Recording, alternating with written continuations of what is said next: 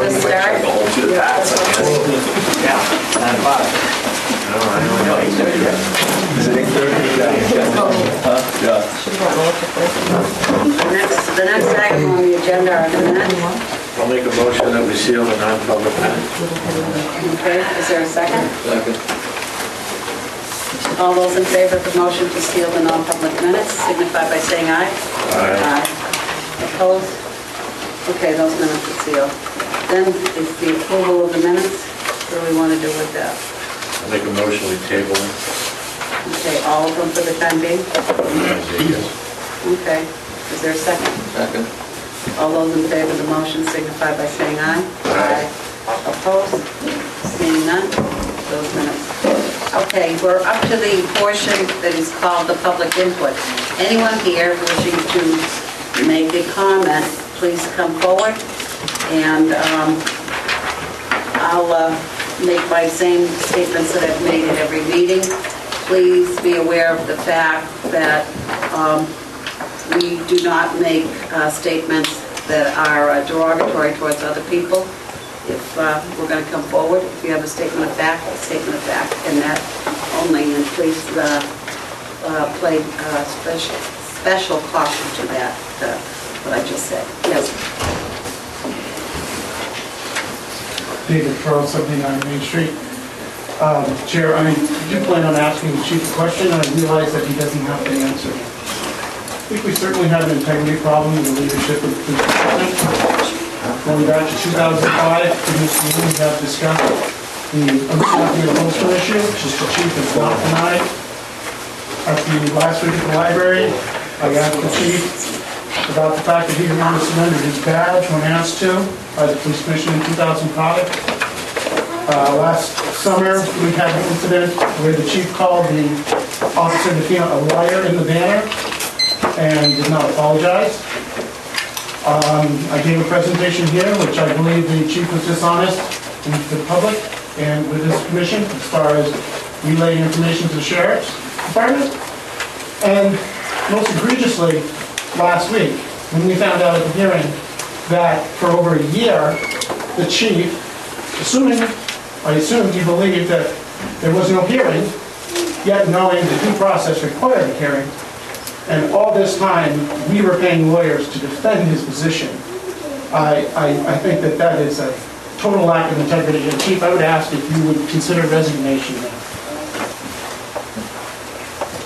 He's not going to answer. Thank you. Thank you. Anyone else wishing to speak? Vincent Limbo, 56 Main Street. I'm a town councilor, but I am not in any way here as a town councilor. I'm a concerned citizen. And what Mr. Phil just said,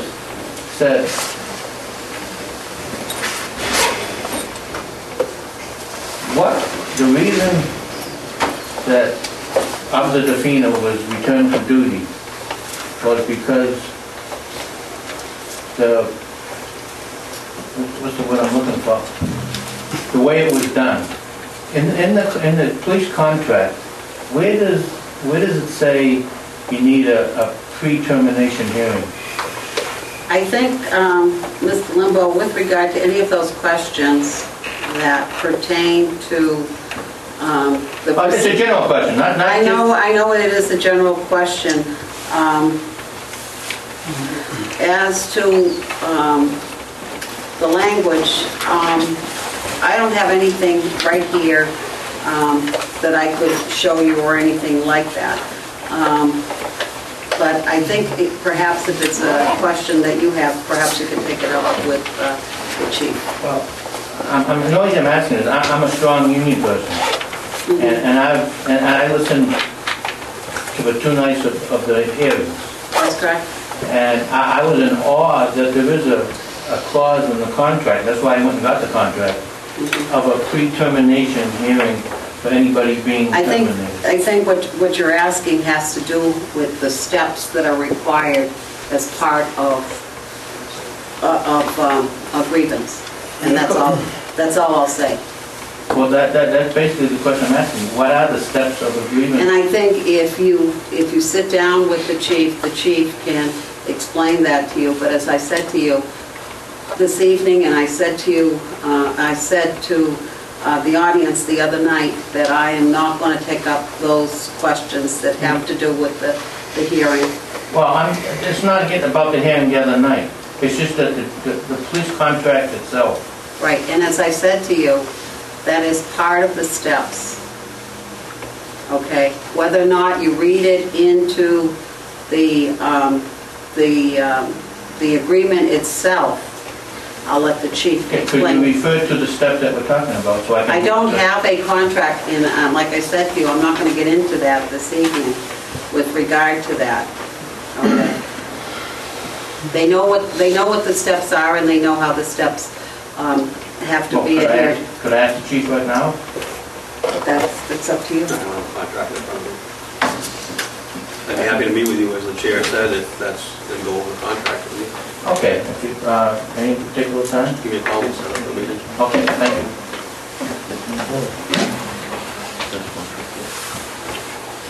Thank you. Anyone else wishing?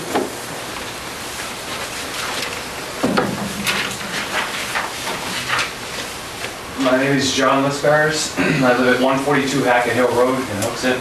I've been a resident of this great community since 1991. I will be registering a formal complaint that I would like you to consider this evening, and I have copies of my complaint for the record if you wish. I grew up on the west side of Manchester, graduated from West High School in 1980. I'm a United States Air Force veteran and served my country from 1981 to 86 in Texas, Mississippi, California, and at that time West Germany. I graduated from New Hampshire Technical Institute in Concord and the University of New Hampshire in Durham, and currently employed as an embedded software engineer in Andover, Massachusetts. I volunteered my time extensively for the town of Hooksett, having coached soccer and baseball in this community for over 10 years. Volunteered as a baseball umpire, Boy Scout leader with Local Troop 292. Volunteered to install playground equipment and baseball field at the Hooksett Memorial School. I'm currently president of the Manchester West High School Booster Club, where a great deal of positive change is going on as we speak, which directly impacts Hooksett High School students as well as those students from Manchester. My point is, I love this community. I'm an active participant in this community to make it a better place for its citizens, and especially the children. I'm here tonight not because I want to be here, but because I have been following the Police Commission issues from a distance for the past few years, and with a limited amount of personal time for my family, I was unable to dedicate the time to come to these meetings and become an active participant. Through the diligence of one man documenting the commission meetings that were open to the public through the use of videotape, I have been able to formulate my own opinion as to the reason for the problems our current police force is having. My complaint is simple. I, as a taxpayer in this town, am tired of seeing my hard-earned money used to train new police officers, only to see those same police officers take jobs in surrounding communities. Soon after, the town of Hooksett has spent a considerable amount of time and money to get them trained. If the commission needs me to know more about the specific dollar amounts we are talking about over the past 10 years, for an example, I am prepared to investigate that if you need. However, I would like to see the police commission begin a thorough investigation of the management practices of Chief Agrafiotis over the past 10 years and determine if those practices are indeed the cause of so many good police officers leaving our town for other jobs. I would like to see non-public, confidential interviews executed by this commission of those employees who have left Hooksett over the past 10 years and see if there is any truth into what I believe is common sense, that the chief of police is at the root of the unrest with our police department. I support all police officers in the town of Hooksett, and as taxpayers, we deserve much better management than what is currently in place. Chief Agrafiotis, I do not want you to take my statements personally, as they are simply my right as a taxpayer in this town to get to the root of the problem. I believe at the heart you are a very honorable man and had great intentions when you took over the town's police force. Through time and poor management practices, however, our police force exists in its current deplorable condition, and we taxpayers need to hold your management practices accountable for its current state. We are at a point in time where I respectfully would hope you would do the honorable thing for the town of Hooksett and resign your position as police chief.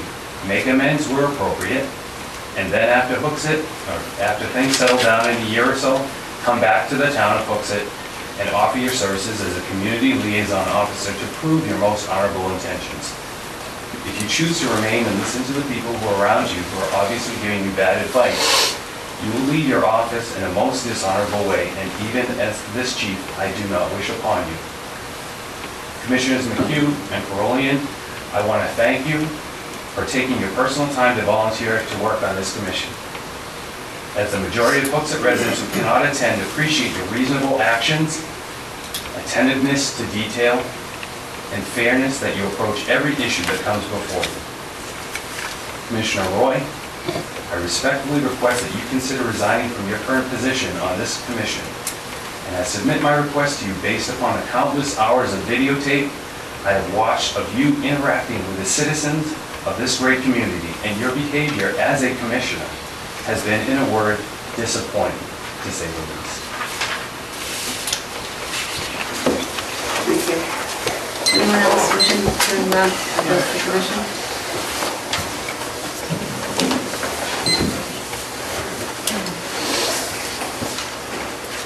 Paul Bizarre, 21 Post Road, Hooksett. I'm coming before you, just one of my neighbors, Tammy Arrigo, posted on the Hooksett Issues, and I saw her, she had an issue with her daughter, and some concerns and so forth, so I didn't know about the first-hand knowledge or what transpired with her interaction with HPD. This morning, I happened to be outside in support of Officer DeFina, and Tammy drove by. When she was driving out, she flashed me down, and she was in tears. And so I had a long discussion with her, just because she's my neighbor, she's my next door neighbor, to understand a little bit why she was so despondent at that time, and to get a little bit better knowledge.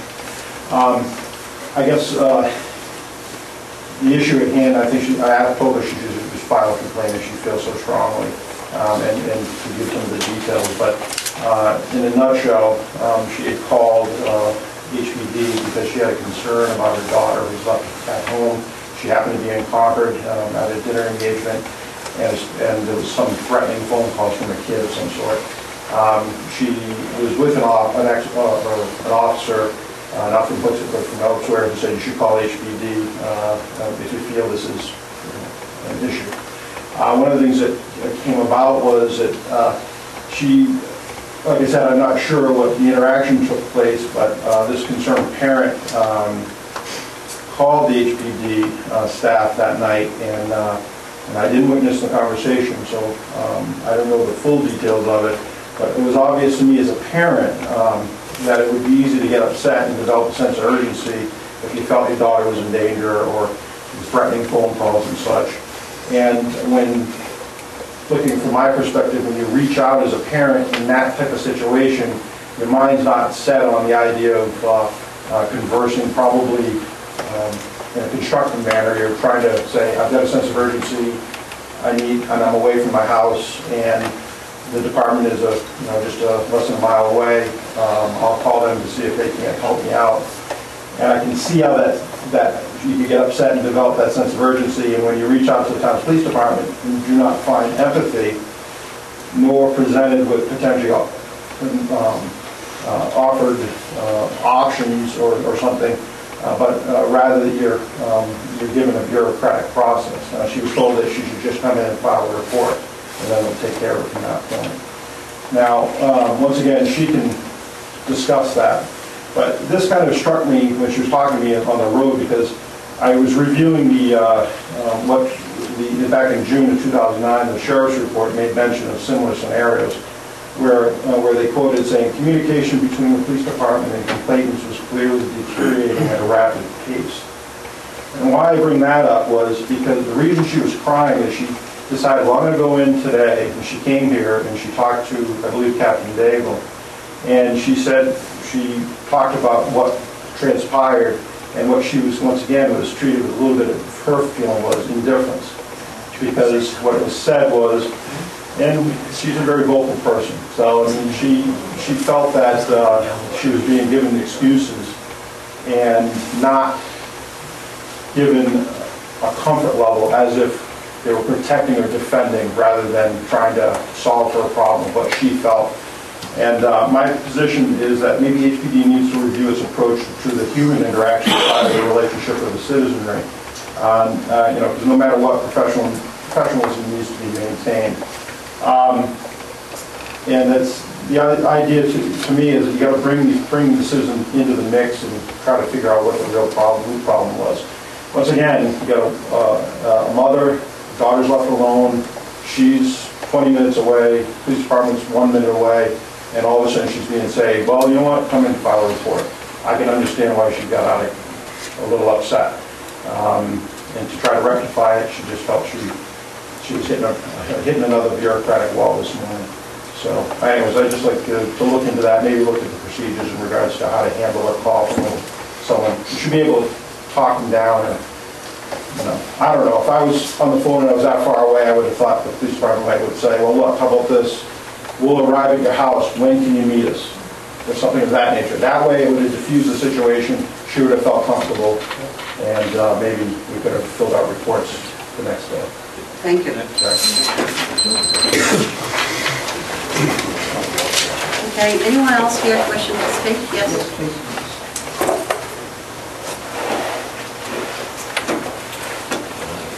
Right in that. What did you do then? I'm short. I only write long. We keep everybody legal here, no more than 5. I gotta be fair. Good evening, Mark Meagle, 42 Main Street. There is a saying that people like to use, it is what it is. I don't particularly like that phrase, as I feel that it is accepting the ways things are and preferring instead the ways that I've always been, to remain in one's comfort level without exploring the opportunities to make things even better. I prefer to say, it is what you make it out to be. That gives the options to create your own opportunities, your own advantages, and your own life choices. Rather than acceptance of the status quo, you commit yourself to correcting the wrongs that are occurring, an effort to make them right. In this paramilitary organization, actions should have its consequences attached to them. Everyone understands that discipline and cohesive teamwork comes with working in a police department. It appreciates that. But consequences should also be consistent across all ranks, not unilaterally downward. The command staff must be held to the same behavioral standards as to what is expected of their subordinates. Accountability goes both ways, up and down the chain of command. There is no escaping responsibility for actions or inactions, decisions or indecisions. The Police Commission recently determined that the command staff, specifically the police chief, failed to provide an officer with due process in its decision to terminate. The facts indicated that the command staff was aware that due process was not being followed for the extent of over 1 year, while the officer was pleading for a fair hearing. And yet they did nothing at any time to stop the mistreatment and permit due process to be followed. The chief admitted that his understanding of a pre-termination hearing did not occur, and therefore due process was not afforded the officer. I thank the Commission for making the right decision through fair and due diligence, but I also feel that there is one step remaining to be resolved and to be considered by the Commission. There must be the consideration of what the consequences are to be for their failure to provide due process when they are fully aware that they were not doing so for the last year of legal maneuvers. For lack of any other sufficient terms, what is the penalty phase or the disciplinary action of the Commission's hearing decision to be taken with the command staff for failing to follow due process? Will there be any remedies, written reprimands, rebukes, condemnations, write-ups, or suspensions being given to those staff members who perpetrated this offense to an officer's civil rights? And at what cost the taxpayers for expending the citizens' money to hire and pay attorneys for protecting the command staff and not citizens themselves? Ironically, I make these comments and seek just retribution for those consequences resulting from their ill-advised actions as a result of the existence of what appears to be just cause to do so. Again, accountability goes both ways. Thank you for your time and efforts to improve the Hooksett Police Department. Thank you. Anyone else wishing to speak? No one? Okay. Thank you. We'll move on to the agenda. Under old business, we have scheduling and manpower. I think this is a continuation of the meeting that we had at the library, the last commission meeting. Is that true? Did you want to go back to look at that? I've got from Captain Cecilio and Lieutenant Klein a schedule, and I think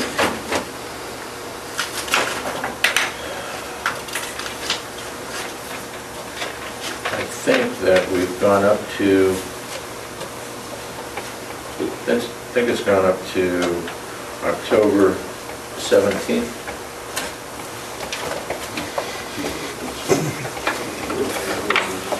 Yeah, I have that. Yeah. I'm assuming that, January 9th, was that packet? I'm sorry? The other packet has that. was that the one dated Thursday, 23rd? Yep. Yep. It's all the way up to January. Yeah. No, I know, it's up to, well, I guess what I'm looking at is as far as the 17th, when we talk about, because anything after the 17th, and while we're talking about this, there's two schools of thought on this, is I don't want to give away to any of the, quote, bad guys out there as to what our manpower is and what our scheduling issue is. But on the same token, I can't find anything in RSA 91 to go into non-public to discuss this. You can't.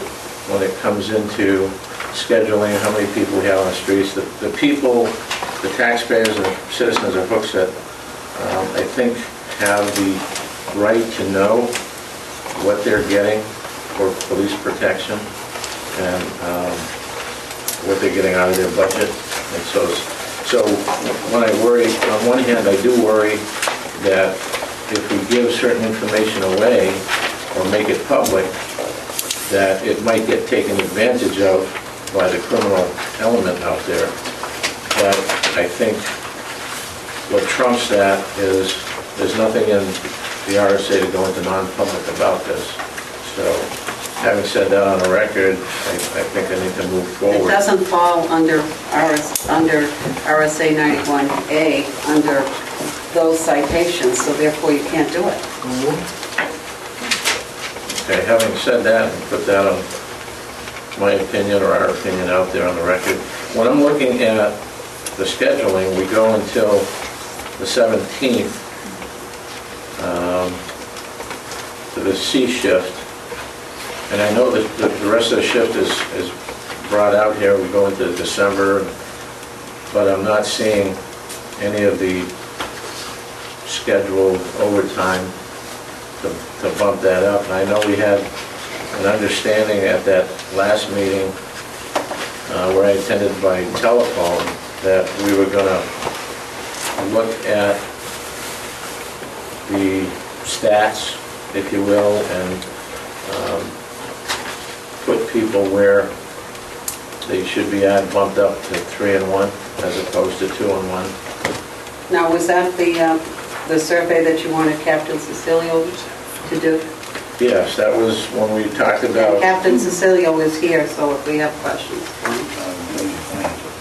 All right, well, I'm gonna, on this, I think the last time we spoke at the meeting last, I think it was Tuesday. Last Tuesday, we did speak about Right, this, about yes. the, you were gonna look at doing something about getting it updated instead of doing last year. We're gonna get something more relevant. I think he's here. You have something, Captain? Yeah, Captain is here, he has, I believe what you asked for last week, and he'll explain what he has, and Lieutenant Klein can answer the Thank you. scheduling questions. So you've broken this down into something that's relevant when it comes to scheduling and what the crime, not the pattern is, but what the crime stats are about the major crimes. I know this covers soup to nuts. It covers everything from minor stuff, barking dog issues, all the way up to homicide, if you were to plug this in. So have you come up with an opinion or a status that would help the department in their manpower allocation? First page is, I think, what you asked me to do with taking the major crimes, and we can adjust that. However, they have to adjust it in the computer system. It's labeled New Report 2010 Group C Crimes. That is what will be pushed to the webpage as reportable crimes when we get that set up. I also gave you each sector, like I did last time, by sector, and broke it down for the entire year of 2010, like you asked. I gave you for every sector of the town, which is how the computer keeps track of different crimes in different areas. I gave you a summary by day as to how many calls overall, like I did with the 2009 stats. I gave you a summary by hour.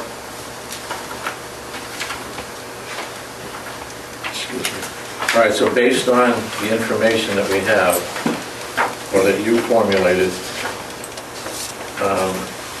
you're able to get with Lieutenant Klein, if he's the one that's doing the scheduling, which I assume he probably is, and then it gets moved up for approval, I would surmise, to assist him, or as a group, command staff, you guys are coming up with the days of the week, the times of the shifts of the week to come up and bump us up to what we had talked about at the 2 meetings prior. Right. I believe the schedule that you have in front of you, is that all black and white, or is it in color? I think the ones that I have are all in We haven't gotten to black color. and Yeah, we haven't black gotten and color white. yet. Okay. Is that the updated version of color? No. We have the main schedule book, which has highlighted areas of yellow, Oh, okay, which that's talks right. of your mandate of the Thursday, Friday, Saturday shifts. But I don't think that we mandated that. We're hoping that We allowed them to go whatever back numbers- to, we rescinded it Right. and allowed you to go back. And I think the chief said at that time, pay particular attention to his memo of August 23rd, where I believe you and him had looked at various ways of adjusting the schedules so that, first of all, you would have 2 extra detectives that you would be putting into the mix. Is that what I think the memo said? Because we were looking for more patrol. We moved one detective. You moved 1, but it said, I believe it said 2, but you moved to only 1. Correct. And just because you brought it up, and I know you don't have color in front of you now, those highlighted shifts, they're still signing up for as they go into, it goes all the way out to December. They're signing up to fill those shifts. We try to fill them first by them volunteering and then force later. And we did have a meeting with the union last week. I sat down with Donnie Rotten, who is the Yeah, he steward. sent this That memo. was after that memo was sent, to find out what his issue was, and also to talk to them about whether or not they wanted to rotate the shifts, which I think is part of that memo. I'm not sure what you exactly have in front of you. I have the one that was put together by him on 9/18, and it refers to future forced overtime. Correct. And I think he's just referring to the fact about the contract, about the notice that has to be given before new changes are implemented in the schedule. Right, and they took and asked if they could rotate their shifts. They put it to a vote, and the majority asked to move their shifts, so we moved them. What do you mean rotate their shifts if you can? Rather than leave them in place in the shifts that they are in now, because they were due to rotate. Well, was it every 3 months, every 4 months? Correct. They were due to rotate. All right, so they were coming So up. they asked to rotate, we put it to their membership asked if we would move it, because we had left them in place. Okay. and we rotated the shifts. So both sides were in agreement to allow the rotation to change, the date of the rotation to change. Correct, so we rotated the shifts, and now those shifts that are still open, they can still sign up for. That's why you're not seeing them filled, because it's a black and white copy, but it will be filled in November and December, and exactly how we're filling it, as you see in October, because the numbers are in place. Okay, and that's what I was referring to, the 17th of October looks to be, when I go into the next day, it doesn't appear to me to be a revised all the way through the rest of the year. We're at a different manpower allocation than... Because they're signing up. Okay, so that's gone forward then? Yes. And you've come up with the days that you feel are the best days to have, lack of a better word, bump up? The busiest. The busiest. So you've been able to determine that, and hopefully be able to meet the needs of when it's the busiest. That's what we're trying to do. So, on those days, what does that give you? Does that give you 2-in-1 or 3-in-1 or whatever on those busy days? It's giving us 3 patrol officers and 1 supervisor. So it does on the busy days? Yes. And that puts detectives back into detectives, or just All one? except for 1. So we're keeping 1 down? in One patrol. detective? 1 detective downstairs so that we can fill that until we get a body back. All right. And how many detectives do we have up there now? There are 2 working detectives up there now. The supervisor and also the 1 detective has been moved out. It says 2 work, sorry, I don't mean to laugh. 2 working detectives. That All they leads have me to to- think that maybe there's 1 that's not working. No, there's 2, There's 2 working. there's 2 detectives assigned to detectives. Correct. Okay. And a supervisor, okay. It just struck me funny, and I know it's not you, it's just the way I received it, that's all.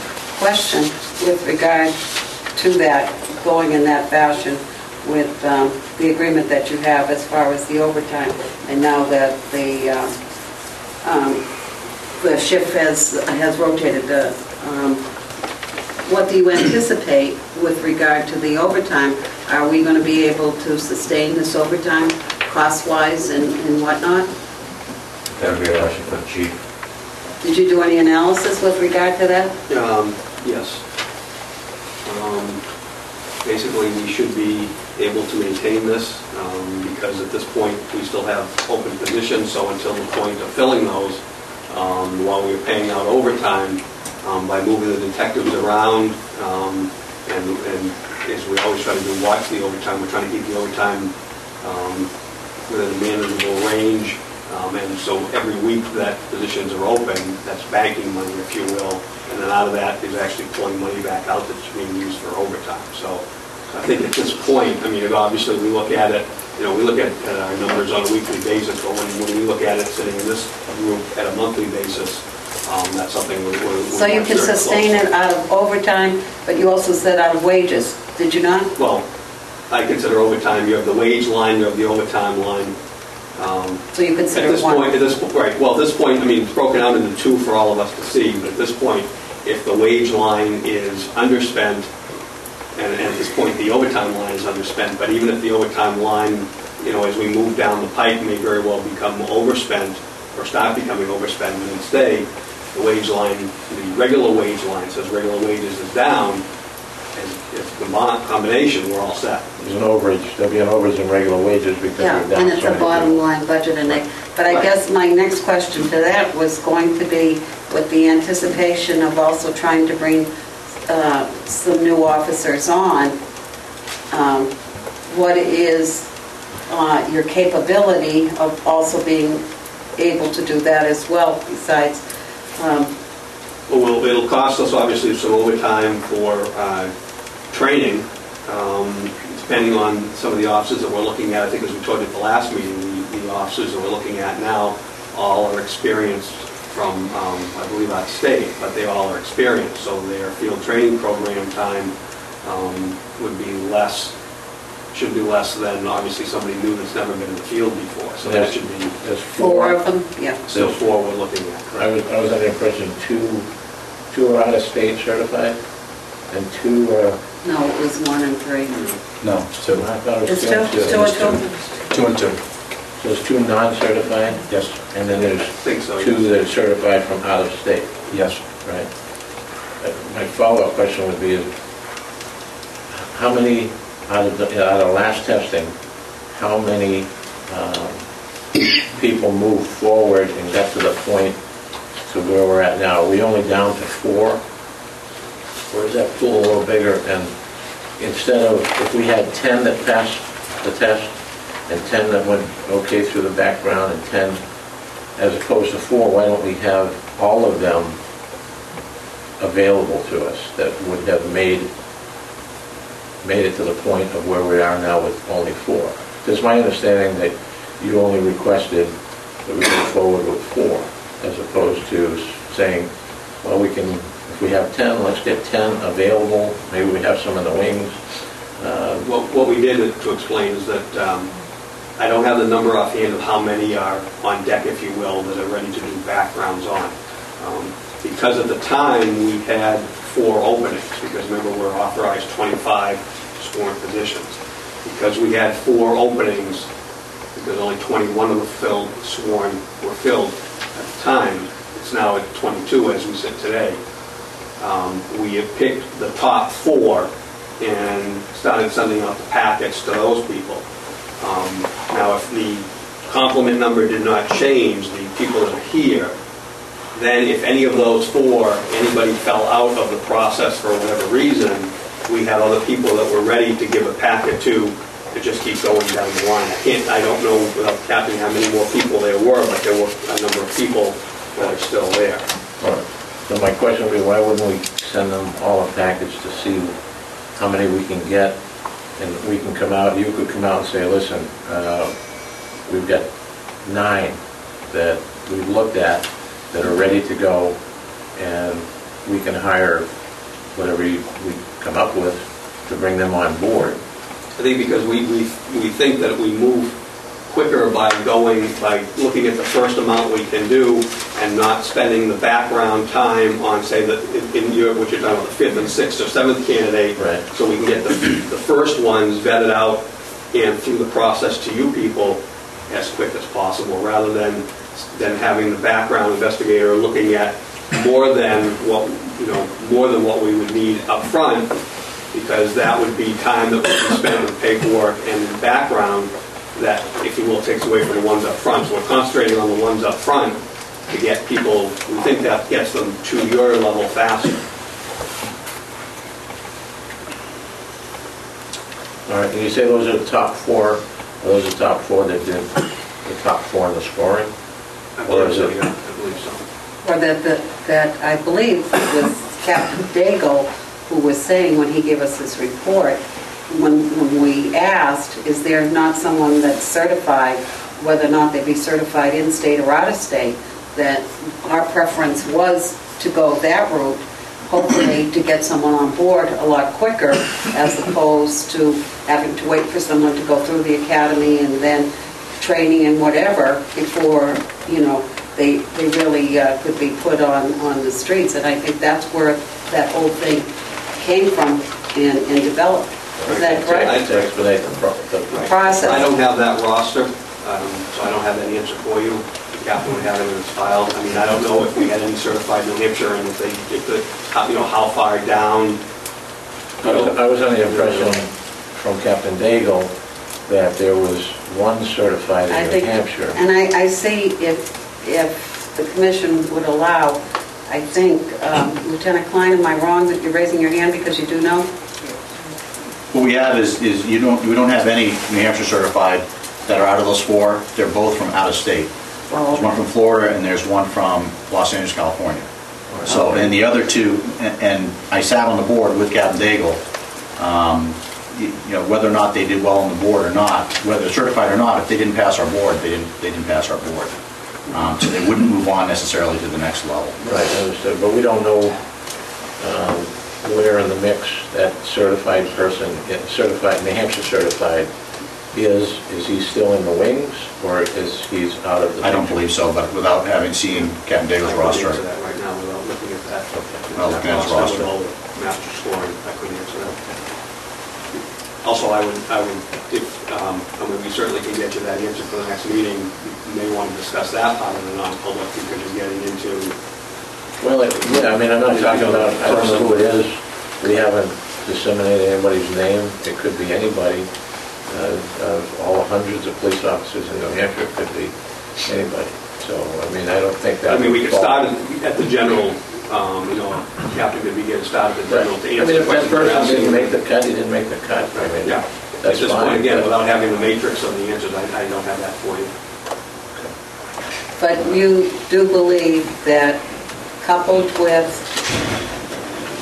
that approach, that is part of what you originally spoke about, so doing some of those things that the captain just spoke about, that we'll be able to have more people out on the street and going towards this 3-to-1 for those days that they have the highest incident. Is that correct? That's the goal. And Okay. again, you have to remember, the whole wild card in all this is, do the people pass the backgrounds?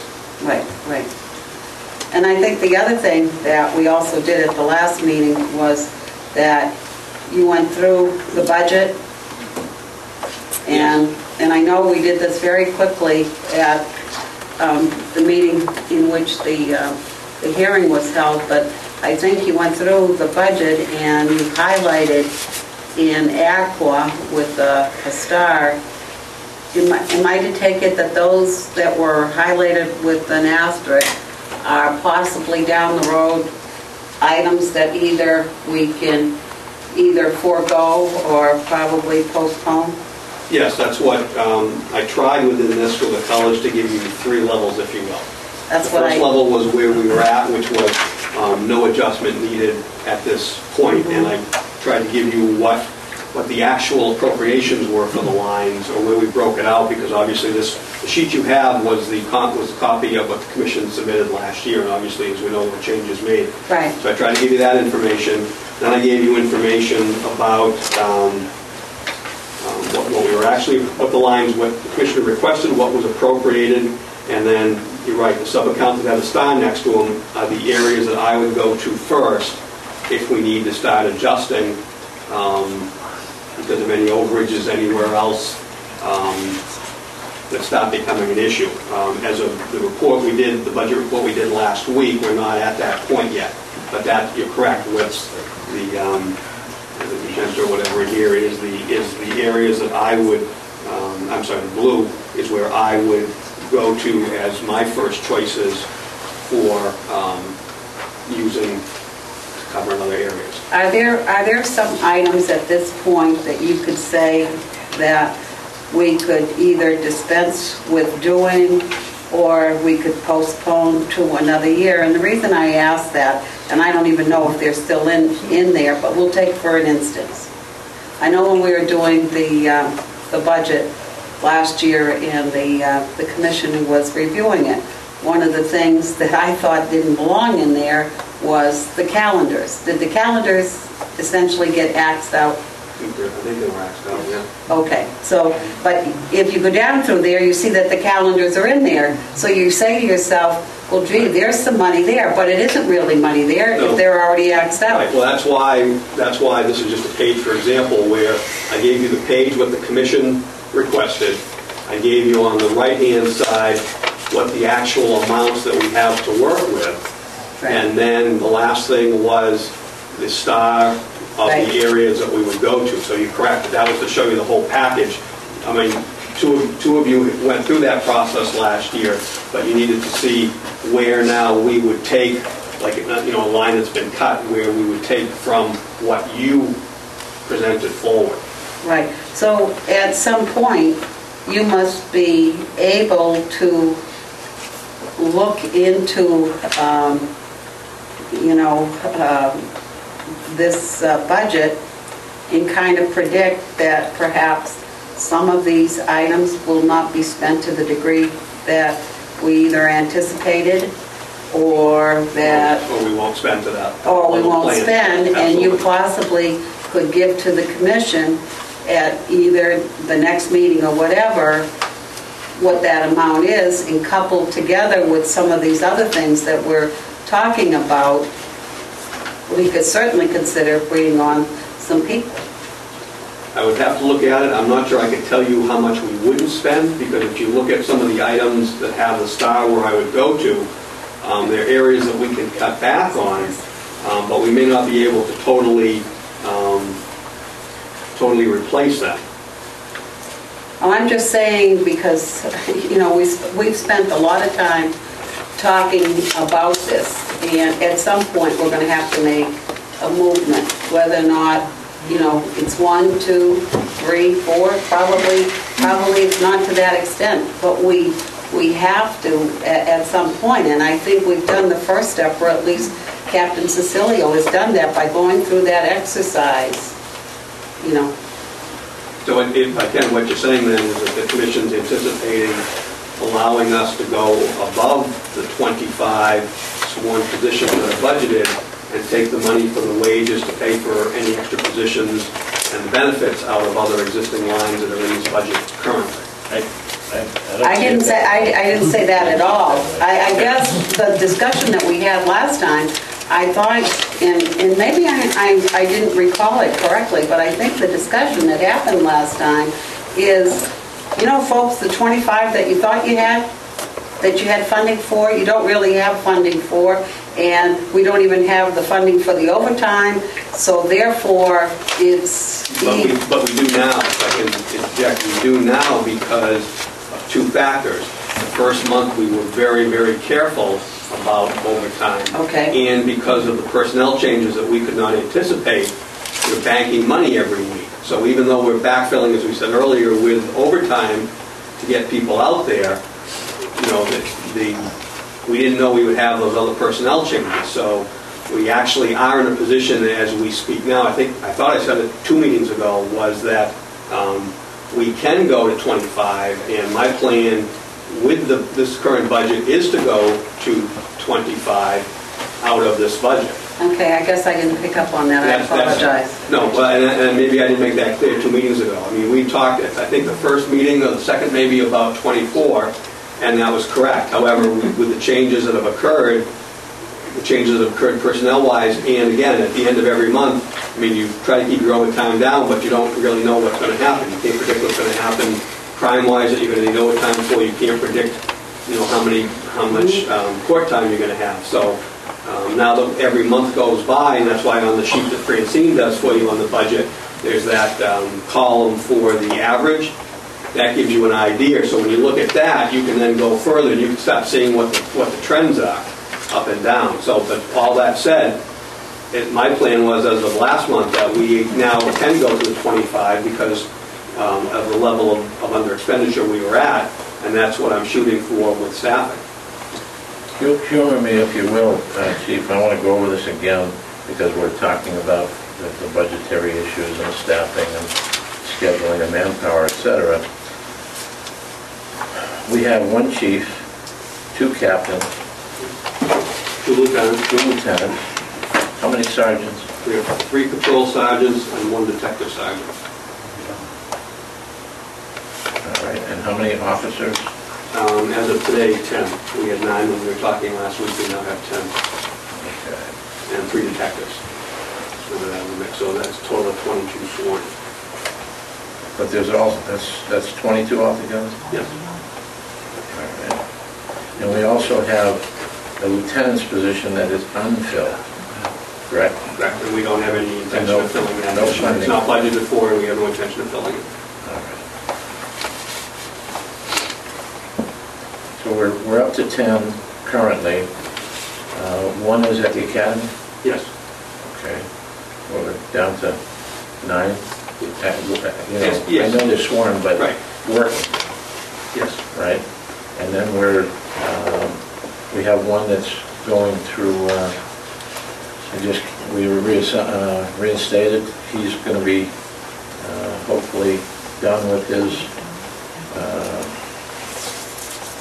training, if you will, or reintroduced into the SOPs and the AOM and stuff. Hopefully soon, right? Yes. So we're right now still at 8. Yes. Okay. And I think that, if I can, that's what the captain was talking about, Captain Cilio was talking about, that that's, back as needed to try to meet the schedule with backfilling with detectives. Right. There are some detectives, as we said, was assigned, and then other detectives that are still in detectives, and they're offered overtime in the patrol division. And this guy just make sure you understood that. So that's what's doing the backfill. All right. If we were to take a lieutenant that's doing administrative work and put him out on the street, or if you were to take a lieutenant that's doing the administrative work and put him out on the street, that would bump us back up to actual street people, right? That would bring us back up to 9. Yes. The only thing I would refer you to is the left you, and I know you just got it tonight because I just got it today, was something that I think I given the commission months ago. Commissioner, you hadn't had the first version of it, but a job task analysis of what. Oh, I did see that. I did see that. Yes, okay.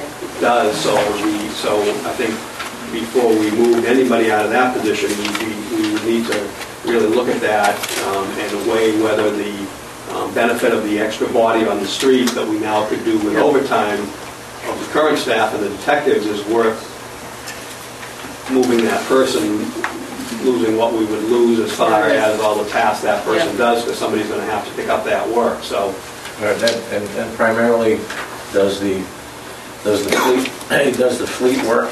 Well, it's a lot more than that. We can copy of that. No, I know that, but primarily we're looking at fleet work, looking at the AOM. AOMs, which are important training. Right, I understand. Yeah. But I mean, the AOMs don't change so Well, often. they're always in constant review. I mean, we have probably right now 8 to 10 that we're looking at, either looking at 5 to 6 at any one time for the changes that come down the pipe through legislation, or just reviewing them for, I mean, just as the town changes and the size of our department changes, they have to be adjusted. So it's not start and stop, if you will.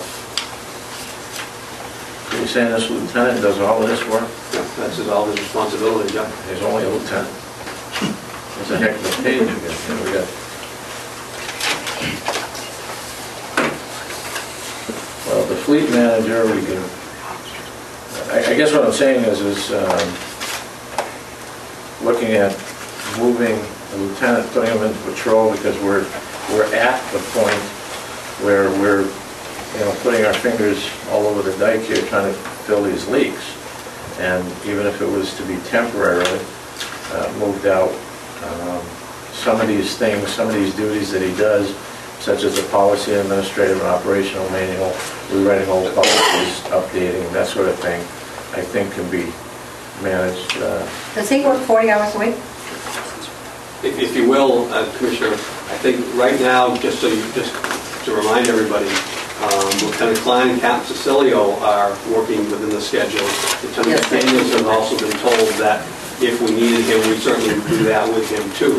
We have not done that yet because, at least in working with my scheduling staff, is that we've had enough people sign up for overtime that we have not had to do that. So can he do that? Absolutely. But right now, if you will, he's held in reserve, if you will. But if the need becomes, certainly he would be put into that. I haven't put him into that yet because we've been able, with what the captain talked about, working with the union and with people signing up for overtime and the adjustments that we've all talked about before, in our opinion, been able to meet what we're trying to all do without having to physically totally reassign him. Yet he is in reserve, just like the other detectives that are upstairs are in reserve.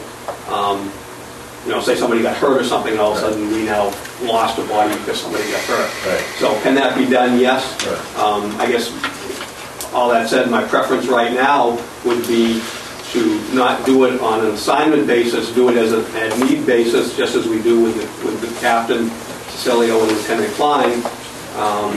And then if we need that, we absolutely do that. But it seems to me that everybody has been called upon to do that except this position here. And we're taking money out of the overtime budget currently to backfill positions. And this would be looking at down the road, giving you the opportunity to possibly restructure this position. Yes, that is actually, just so you know, and some people in the audience may remember, we've actually had some discussions a year or more ago about restructuring if that person gets to the point of retirement. So you're correct. I mean, the other thing is you You're do contemplating that? Is that what you're saying? Yes, we've talked about that in the past. So You're going to wait for attrition to kick in, so when he retires, then you'll think about putting a civilian in there and doing the civilian's job? Or? that was the rough plan of the commission more than a year ago. What does that employee work? Is that employee only work day? Right now, it's day, but he does work weekends, he can work nights. Most of the paperwork and stuff that you see he does there is required research and dealing with other agencies. But he basically works days? Basically works days. What's his schedule? I don't remember the date before. We have him come in and put in his hours or whatever works best during the day. I mean, we could use him where he's here during the day. If you wanted to, we could maybe split the difference, and some of the days he's here, which I've talked to him about, have him on the road during those days when he's here. That would supplement the patrol schedule, and it still allow him to complete, or the majority or some of what you see there of the major tasks. And sometimes he works on the weekends too, you said? Yes. And what does he work on the weekend? Is it a rotating? As needed. As needed. As needed. It depends if we're trying to get a policy pushed out. If we have a deadline coming up for training, we may work on the weekend, to get the research done and the drafts out. Now, so does he take a day off during the week to do that? Yeah. In other words, so he's not on overtime? Yes. Well, that's a salary position, so there's not overtime with that. Right. I think we need him on the street now until we get this situation that we have at hand. I mean, if you're contemplating in the future through attrition that when this person were to retire, that we contemplate filling it with a civilian slot, which a lot of these duties, I can tell you right now, the fleet manager, which is this whole thing, this is done by civilians in Manchester. Well, we talked about that when we were going through the budget process. Okay. I think I had mentioned that Bedford has if you will, that's where a we're headed. layperson doing it. If you will, that's where we're headed. All right, but I still think we're in a crisis mode, and everybody, we need to move up and get out of this, until we get out of this crisis mode. We can do that, that's not a problem. I think we need to, and he's got to go into rotation. I mean, you just got to put him where you need him. We can do that, that's not a problem. With regard to the policies, how do they come up? Do they come up on a predetermined schedule that they have to be reviewed or whatnot? Or is it that someone brings up the fact that there probably is an issue with a particular policy and therefore it goes back to be redrafted or It's a little bit of both. If, say, the state law and some issue changes, legislation changes, we would go to those policies, that policy or policies, and make the changes. So you have one track where the law is changing, or if it's tactics or training, that's changing as the industry changes. The other track is things that don't seem to be changing that often. When we're not getting the others done right away, we go back to those and update them, put them into the newer format, make sure they're all in the computer so everything is there. So they're not done day to day, week to week. They're only done as they come up.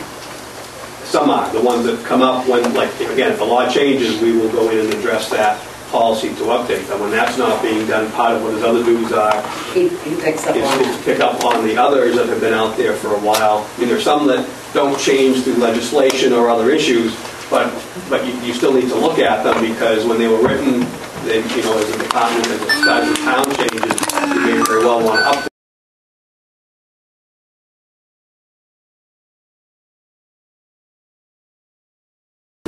Does that policy really meet the needs of what we're doing at this time? When I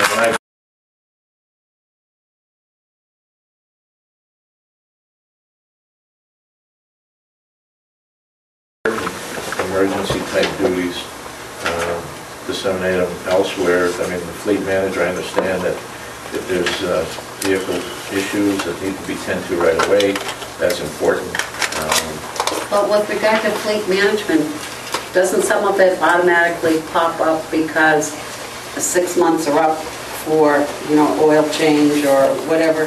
Right, that's a double track system also. There's scheduled maintenance, obviously for the whole fleet and depending on the usage of the vehicle. And then there's the unscheduled, the things that break all the time that are dealt with. So yeah, there's 2 tracks there too. But yes, I'm sorry, I don't mean to interrupt you, but yes, can we do what you just said? Absolutely. I think he can suspend his duties here temporarily, if anything, temporarily, and move us into the crisis mode that I think we're in. We're hoping to get out of that mode, but in the meantime, I think you should move him into, at least, like I said, temporarily. How long that is, I don't know. But we need some people out here. I mean, to me, that's paramount, that's important. We get it, we just heard a complaint tonight. I don't know what the meat and potatoes of that complaint is. I didn't entertain it, I didn't hear it, so there's always 2 sides to every story, but we need coverage, and we just got to have coverage. I mean, Captain Cecilio is out on the street, right? Correct? I mean, you're handling calls?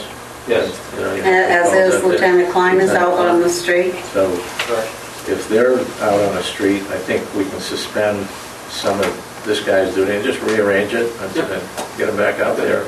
I think the purpose of that is just so you have an idea, so when we, because obviously, as you said, we'll have to rearrange, and that's not a problem, just so you understand what the scope of that is. But that is no problem when we start working on that. And he's the one that gave you this, he penned this, right? Yes. As to what his duties are. And you will also have for us, for the next meeting, that request that I had with regard to where you feel the monies are that we could use. Yes, as I said, I think still, if you will, when you look at the budget report we looked at last week, we're not at the position of having to take from any other lines at this point. And this may sound like, looking at an issue that's small, but one of the questions I asked a while back was that Verizon bill, in the budget for, I think it was 6,000 or 9,000, I don't have it in front of me, but how many people in a department are issued department cell phones? 15. Is that what you said, 15? Let's see. 3 pagers, 15 cell phones plus 1 air card. Yeah. The cell phones go to whom? Obviously, it's going to be the command staff, I would imagine. Yeah, command staff, So that's detectives.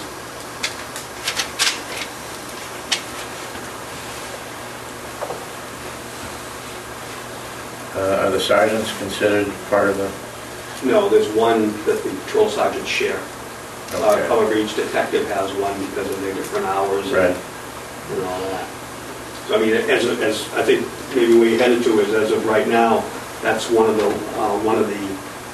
areas that I marked with a star to look at. Right. And yeah, for what the commissioner wants for a report, we can go back and say, okay, given the size of the staffing, where we don't have as many people in detectives right now, suspend some of those and have some savings there. Absolutely, I can bring that back to you. I mean, without crippling the ability for detectives to do their job, Right, without right. crippling the ability of the supervisors to do their job, et cetera. Right. Is there anybody that's a civilian that has a cell phone?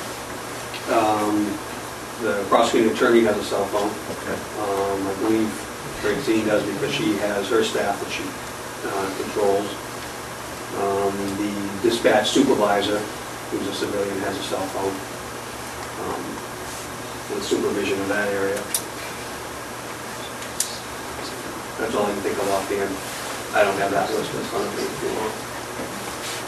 I mean, I don't want to take away cell phones from the, again, I can't stress it enough. I mean, desperate times call for desperate measures, and somebody may look at it and say, geez, making a big deal out of cell phones, but if we, pinch our pennies, the dollars will add up. Well, that's why I think it's Right, well, that's important why for I can do him that. to go through, What I would propose to do is what I think you're both talking about, is go back to the items that are identified in the September 8th memo,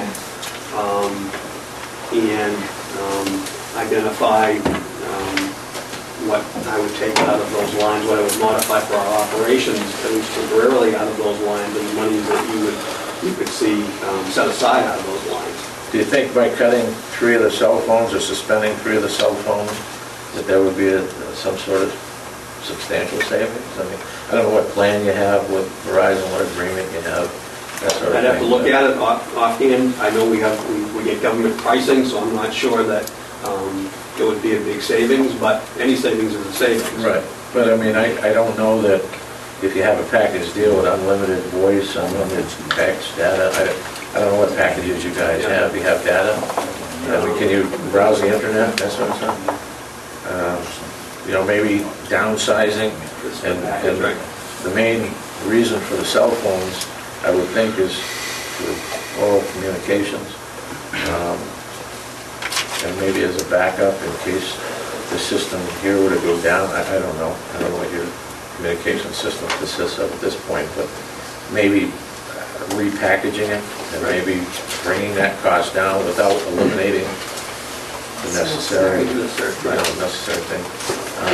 the other area is the overtime that is not for officers. I think you need to look at that within the office area, who is getting overtime, and to limit that.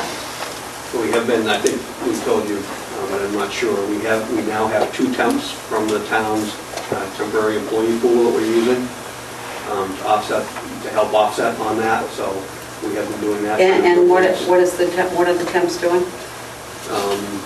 They're answering the phones, they're doing the basic level work that the full-timers that they're replacing would do. So that the staff that's here can help more with assisting, full-timers with assisting Francine with some of the issues we talked about before, of moving duties around. Okay, so they were going to be picking up some of those tasks that Francine is doing, and so they're pushing. For full-time people would, and then the part-timers would pick up some of the like answering the phones and some basic filing and stuff that needs to be done every day, because you need to put stuff where it needs to go and answer the phones, but kicking some of that down to those part-time people that don't take a long time to train them. But in the budget request, as we get into the next budget request for next year, I'm going to put back in, as I did last year, you'll see some other staffing back in there for support staff, which we had in there last year. Well, and that's what I was getting at. I just wonder if we were short-sighted in doing that, because it's really cost us dearly in overtime. Possibly. I mean, remember we talked last year of, we were trying to stay within the council's, which we did, stay within the council's guideline of what they wanted to see, and the commission had to make decisions within that goal of the council had set to stay. So yes, when we all agreed, the commission set forward a budget that met the council's requirements from last year, yeah, some decisions were made that we probably, that now we probably shouldn't have made, but we wanted to work with the council. But what I'm saying is, as a result of some of those decisions, I'm wondering if some of this has cost us more in overtime, like I said last time, than us getting 2 people to do some of those duties. It may have. I mean, that's part of the problem. I mean, you don't know, you can't predict out 6 months, a year down the road what the level of work's going to be, whether it's for the officers on call for service or even the staff. If we have a lot of arrest, if our level of arrest goes up, then the paperwork that the prosecutor and the paperwork that flows through the paperwork system that the rest of the staff deal with multiplies. So I mean, so the other thing would be, if that's the case, what you're saying in this year's budget then is the commission to look at my budget that I submit to you, and then talk about the changes that were made last year, and maybe the changes the commission put forward maybe were too much, and we split the difference, and then have to explain that to the committees as we go down the road. What overtime, if I can ask? Yeah. What I'm looking at, and I saw the numbers before, not just here, but in regards to the administrative assistant. If you were to cut the overtime, where would you cut the overtime for the how would you cut the overtime for the administrative assistant? It's just total hours work. She has so many tasks to do, and without the staff, it takes more than 40 hours to do the task. So if we cut back the hours and didn't allow the overtime or cut the overtime to a lower level than it is now, and offhand, without looking at the files, I can't give you number by number, it's in there. Obviously, some of the work wouldn't get done, at least in the timely fashion that it does now. She could push more down to, as she already has, to the people below her, but then they've got to push it down to the temp people. So you might get to the point of saving some overtime on one end, but having to bring another temp in to pick up some of that.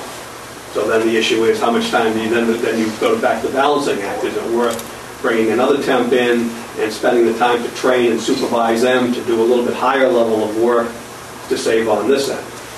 Well, I guess the way I look at it, and I think we had this discussion one day about, we pay for overtime, and most overtime is time and a half.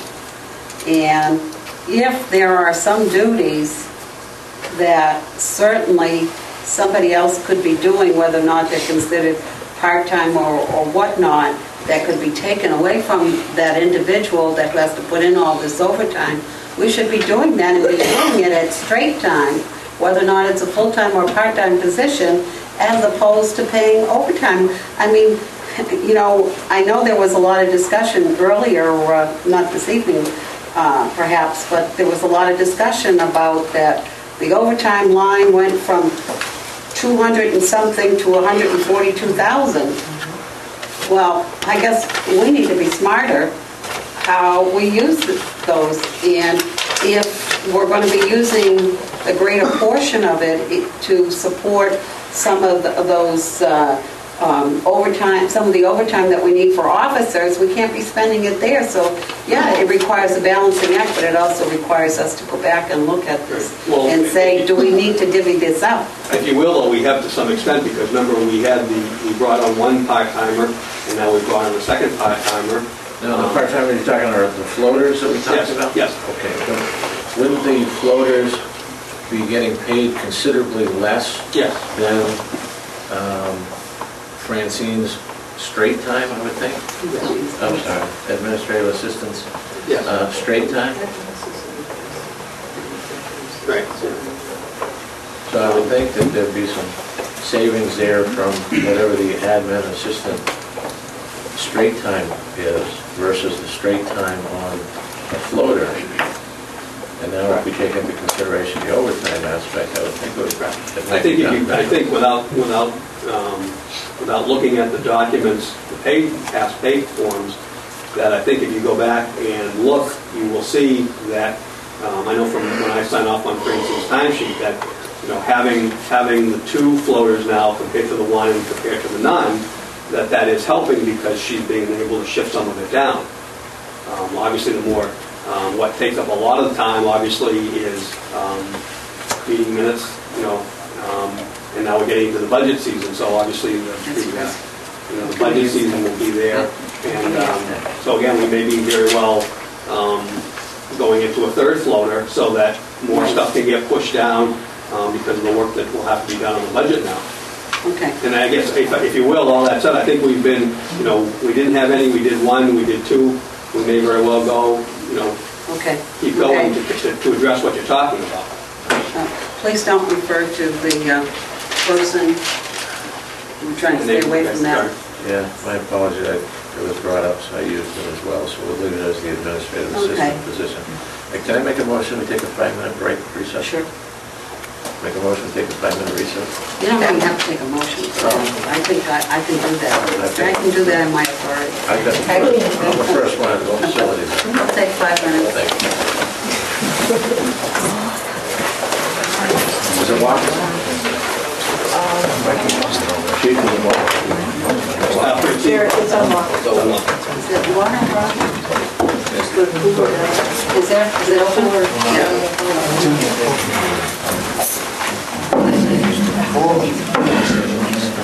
Well, welcome. Are you good? I'm good. You're always asking. Well, 11 o'clock is kind of long. That just came to my mind. We're going to bring this meeting back.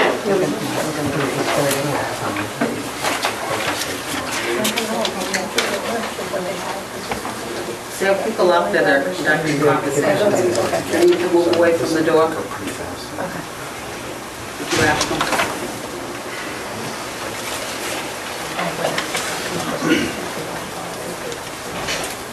Thank you.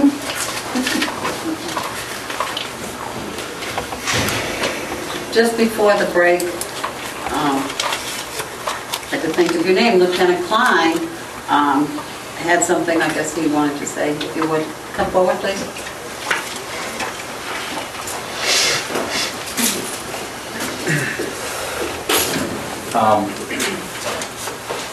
One of the things that concerns me, I realized at one of our last meetings, it was put back into the command staff as far as what the scheduling mandates were going to be. I just want to make sure that everyone understands, and it's very clear that we have 8 officers working the street right now. And those 8 officers, they are getting taxed, they are getting tired. I'm working the road, I see them, I see that they're tired. And just so that you're all aware, I'm not sure how sustainable it is to continue to have them go at the rate that they're going right now. How many, if I can interrupt you, Yes, sir. Jack, how many hours a week are these 8 working? Average? Not all 8 of them are accepting the overtime, they're getting forced. We're talking 15, 20 hours a week, but some are putting as many as 22, 24 hours a week. Voluntarily. Okay, but the Or ones, if that could be a combination, Commissioner, because if they have to be forced because I have nobody else, I guess I come to you asking the simple question, when can I say, no, go home, so you can relax? Because it's going to get too trying for them. If I have them working a double, and this is the 4th double on their shift, and I don't have any activity out on the street, I think that there needs to be some understanding that I can say to go home. just so I understand. Yes, sir. When you say the 4th double that's in there, they're on a 4 and 2 rotation, are you saying that some of these officers are working 4 doubles in a row? No, 4 12-hour shifts. 4 12-hour shifts, yes, sir. 4 12-hour shifts? Yes, sir. And some of it is forced, some of it voluntarily, Yep. out of that. If they volunteer for 2 days, and then they're forced on the other 2 days because just the way the rotation works, when I do the forcing, I'm doing it on an every other basis as best I can with the staffing that I have. So it's trying to get it spread out equally.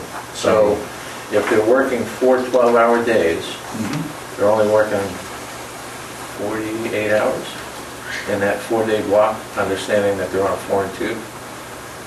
But I understand what you're saying. But the So 12 they'll work 48 hours and then get 2 days off. and some of them are getting forced on their days off, too. Okay, and what you're saying to me is the officers that are working 4 days, 12-hour days, and working a 48-hour week in that time are getting burnt? They're getting tired, yes. They're getting tired. And this isn't from me, this isn't me making this determination, this is officers coming to me and saying, telling me that they're tired, that they're worn out. This is people telling me this. I understand that, but I just want to understand, I want to make sure that I understand that when somebody comes to you and says they're tired, that what type of shift are they working? What type of work week is it that is making them tired? And when I look at if they're working a 48-hour week in 4 days, 12, 12, 12, and 12, and then they're having their 2 days off, are any of them being forced to work on one of their 2 days off as well?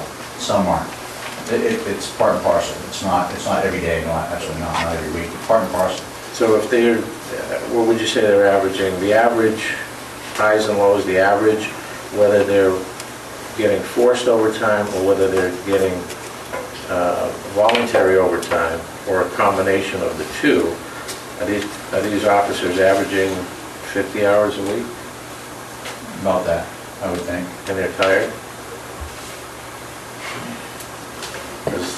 Well, I would say, in response to that, is that there's a lot of other people that are working out in the workforce that are working a heck of a lot more than that, and they're not getting tired. I mean, to me, that's not exorbitant, working that type of schedule. I mean, I'm just surprised, like I said, I was surprised before when we had this conversation about pretty much when we gave, the blanket for the month of September, here's overtime, that a lot of people weren't signing up, but what I'm getting two different versions. I'm getting one version that some of these people aren't complaining at all, some are complaining. I mean, that's just the nature of the beast here. Some people have to work Saturdays if they work Monday through Friday, they're forced overtime at work. They're grown-ups, they're doing a very stressful job, I know it, I did it, but asking somebody to work, a day off here and there because we're in an emergency mode, I don't think is that far off. Now, if they're working doubles, that can be very stressful and hard. I know it. I did it many, many, many times. On your shift, you got to stay the next shift, so you're working a 16-hour day. But I don't think this is, so far out there that these people, these officers, I know they're dedicated, they want to work, they're doing the best they can, but... If I may, Sure, please, yeah. I'm by all means not trying to speak ill of any of my officers. They're doing a great job, they're working hard. My only concern is that this has been brought to my attention. I think I would be ill taken if I didn't bring it to the commission's attention to say there are folks out there that are saying they're tired. Right. Obviously, you may get to the point, and as you have worked in law enforcement, where you have someone that's there. I'd rather have someone there that's still working rather than just have a warm body in place in case something happened. I guess that's the point that I'm trying to make. If they get to the point where they're just so tired and because you got to take into consideration, I hear what you're saying with a 12-hour shift, but you ought to take into consideration court time. They may be in court all day long, and then they have to come in and work a 12-hour shift. On top of that, it could happen a couple of days in a row. I've had certain officers come to me. I'm old school. I'm the same as your generation of going up through law enforcement. I worked plenty of doubles, 2, 3, 4 in a row. Back when I was a patrol officer and a patrol sergeant, I understand that. This is a little bit different this day, and the breed of officer that we have in this time. They enjoy their time off, and when you start asking them, my concern, I guess, throwing out there is forcing them versus having to be voluntary, have the overtime available versus saying you will be there. Because I just want to make sure that my concern is for the health and welfare of my officers, and to make sure that they're not getting burned out. And I fear that we're going to start getting them burned out over a period of time. When I look at the scheduling that you've come up with, Yes, sir. And I know it's not just you, and like I said before at that meeting, it shouldn't be all on your shoulders, okay, in all fairness to you. But when I look at the scheduling, it's not like we're doing 3-in-1 24/7 anymore, okay? Based on this study an analysis that was made by the captain, and I'm sure everybody together, I guess without looking at your overtime, your colored overtime schedule, maybe I shouldn't comment on that, but bringing up those numbers that we were talking about and I was inquiring about, I don't think that's exorbitant, for people in this day and age to be out there, working a 50-hour week sometimes. I mean, I understand it's a 42.5-hour week sometimes, but, we also have to do what's right for the safety of everybody involved, including the citizens. And, I mean, if somebody's to the point, look at what their schedule is, and if they're complaining that they're burnt out, look at how many hours they worked in that week. And again, I'd like to see the schedule and... But that didn't come up in I guess my only comment is that we did get that memo from, who was it? The Is it a shop steward or Yeah, something? in regards to the bargaining unit, the Yeah. collective bargaining unit, Article 21, I think it is 21, Right. From hours of Don work. Brock? Yeah, for hours work, yeah. But I mean, it didn't state anything to that.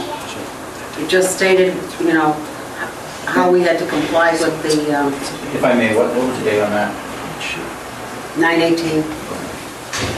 Some of the stuff has happened most recently that I'm talking about as far as officers complaining. Is there a majority of officers that are coming? I'll have to get back to you on that. I don't want to say it's a majority. I get it here and there. I'm sorry, I apologize. Okay, I apologize.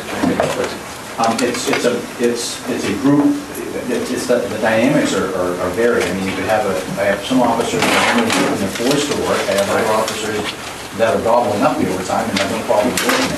I just want to make sure that, the only reason for my bringing it to your attention is to make sure you guys are aware that they're getting fired. It's not a matter of me looking for any. I understand. Out of the 8, one, I had Probably about half and 4. 50% of our complaints.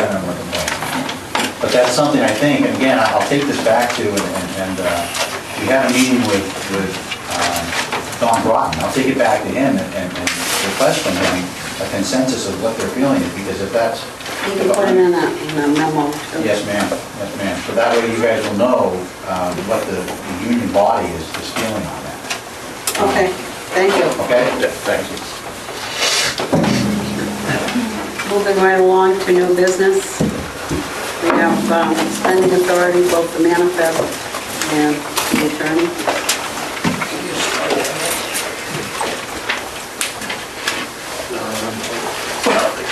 I can jump to 2. A2, you want to jump to A2 first? Yeah, it's just, I'm reading it, so I'm thinking about it. But if we can, then we can play the manifest. How many attorneys do we currently have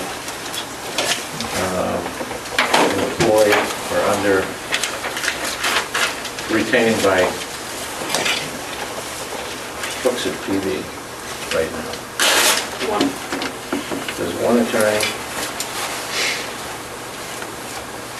I was under the impression, and where I'm going with this, I was under the impression that there's 5 involved in both sides of these past issues here. I mean, we have one that's for HPD, right? We have another attorney assigned to you? No. No? LGC has appointed 2 attorneys on the lawsuits. And they're being paid by LGC. Okay. And the town?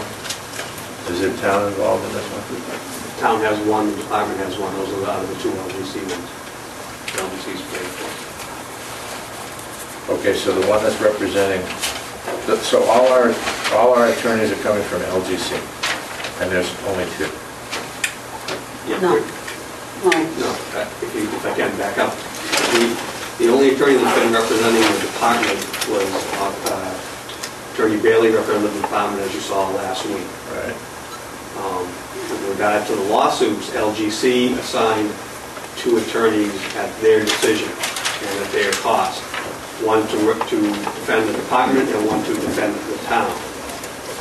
Okay, I guess I'll simplify it, budgetarily speaking. How many attorneys are coming out of the Our budget? Hooksett police budget? 1. And that would be Attorney Bailey? Correct.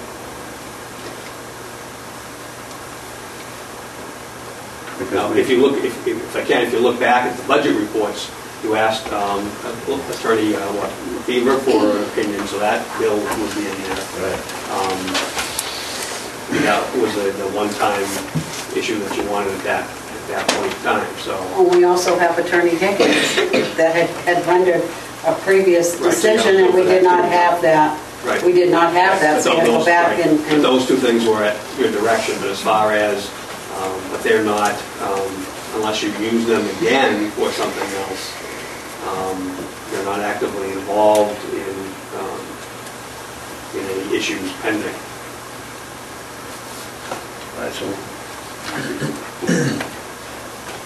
why don't we just maintain LGC, we pay LGC, right?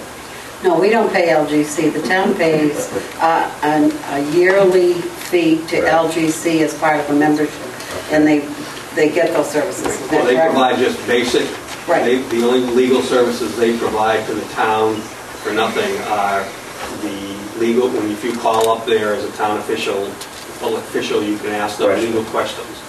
If they do not, and they've made it clear many times, they would not be handling, they don't handle any of these other issues that may pop up. It's not something they do. They don't render opinions in that. Yeah. Right, but they also, they don't do that. They wouldn't, if you, like, for example, in the negotiations, if you had a question, they wouldn't help you with that. They wouldn't help you with a personnel issue other than reciting to you what the law might be of how to, 91A and stuff like that, but they don't represent us.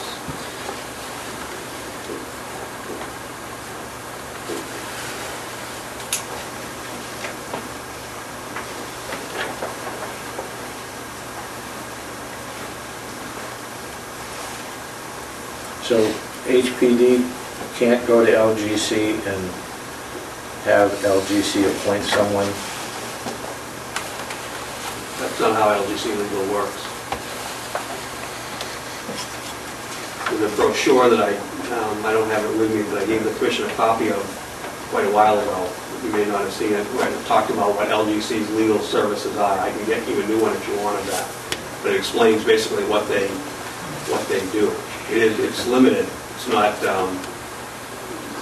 I know where you're going, but it's not that type of service. So out of the police budget, one attorney, Attorney Bailey, is being retained and paid by the police budget, right? Correctly, yes.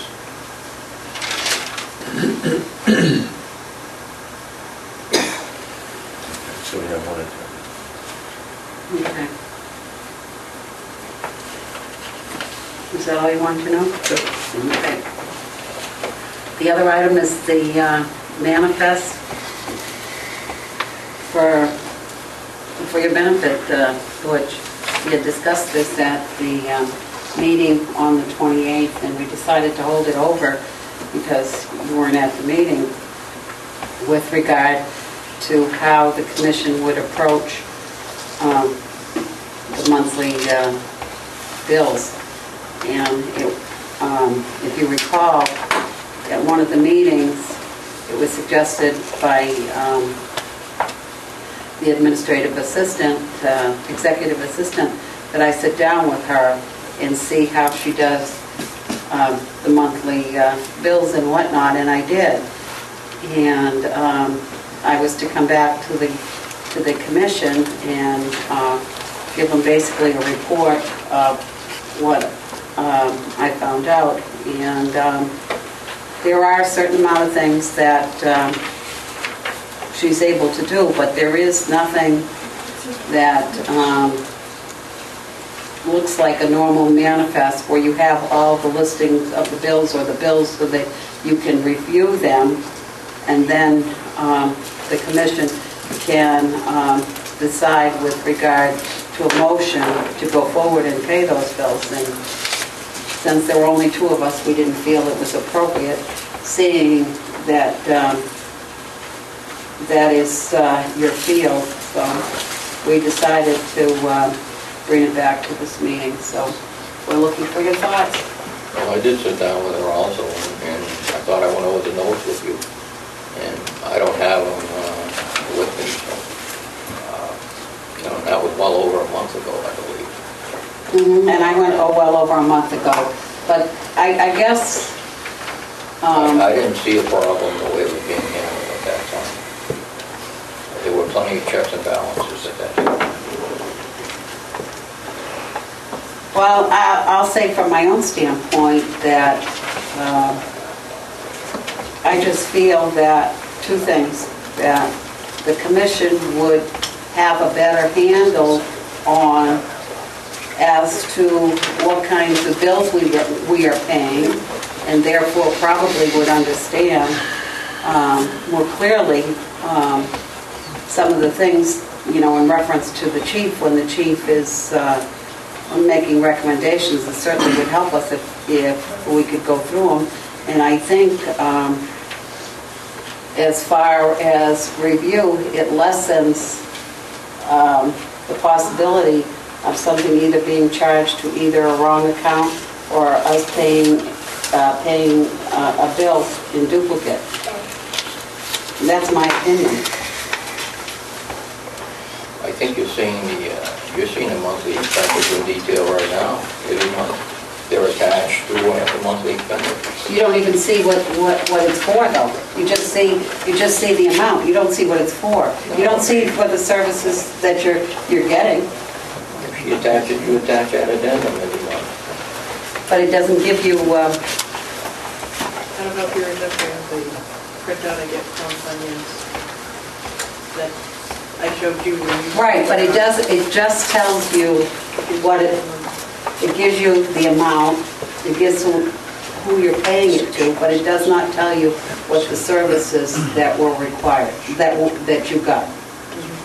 They could get more detail than putting that info if they wanted to. Well, wouldn't that be helpful to us as a commission to look at that and say, okay, this, $2,000 bill was paid out to X, Y, and Z, what the services were that were rendered, to know what that is, I think. Well, it's categorized. She puts it in the proper expense account, so that's telling what it's for. Yeah, but I think there's been some errors made in the past. And this would eliminate, I would think, some errors. At least we would know and look at it and say, okay, this was paid out for X, Y, and Z services. It breaks it down even more. In other words, to allow the understanding of what the bill is, the monthly bill is, just being paid out, instead of just a generic, gas.